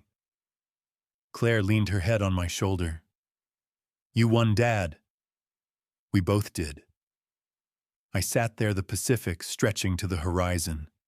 The lottery ticket, the betrayal, the battle, the victory, the fund helping 47 people. Claire free and healing. Marianne's memory honored. I was happy, not perfect, not without scars, but happy. For the first time since Marianne passed, I was truly happy. People say family is everything. I believe that. But family isn't just people who share your roof or blood. Family is the people who see you, who stand beside you, who tell the truth, even when it hurts. Connor and Claire lived in my house 8 years. But Bernard, Maureen, Pastor Joyce, Rachel, they were family when it mattered. And Claire found her way back. If you're facing betrayal, loss, fear, know this. You have the right to protect what's yours. Your home, your dignity, your peace. Love doesn't mean letting people take everything. Fight for what matters. Fight with honor. When it's over, leave the door open for forgiveness. Not because they deserve it, but because you do. I'm 73. I have more money than I can spend.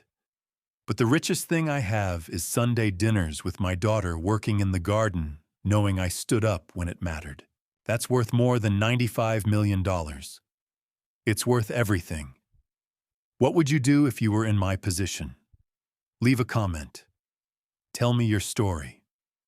Thank you for listening to mine. I'm Theodore Marsh from Cannon Beach, Oregon. Take care of each other. Looking back on this family story, I see a man who almost lost everything, not because he was weak, but because he loved too much and trusted too blindly. Don't be like I was. Don't ignore the warning signs. Don't let 8 years pass while someone slowly takes your home, your dignity, your peace. My advice: set boundaries early. Love doesn't mean letting people walk over you. Dad revenge isn't about cruelty. It's about standing up for what's right when everyone expects you to surrender. I fought not for money, but for meaning. For the memory of Marianne. For the house we built. For my own soul. This family story taught me that betrayal cuts deepest when it comes from those you love. But it also taught me that redemption is possible. Claire found her way back. I found my peace. Dad revenge became dad justice, then dad forgiveness, then dad healing. My personal belief: God doesn't give us trials to break us, but to reveal who we truly are. When Connor tried to steal my home, God showed me I was stronger than I knew. When Claire returned, God reminded me that forgiveness is divine, not because they deserve it, but because we do. If you're in a family story like mine, facing manipulation, greed, betrayal, know this: you are not alone. Fight with honor. Protect what's yours. And when the dust settles, leave the door open for those who genuinely seek to make amends. Dad revenge isn't the goal. Peace is. Thank you for walking this journey with me to the end. I'd love to hear your perspective. What would you have done if you were in Theodore's shoes? Please leave a comment sharing your thoughts. If this story resonated with you, consider subscribing so you don't miss future stories. A gentle reminder: while inspired by real social dynamics around elder financial abuse, some elements have been dramatized for storytelling purposes. If this content isn't your preference, feel free to explore other videos that suit you better. I'm Theodore Marsh from Cannon Beach, Oregon. Take care of each other.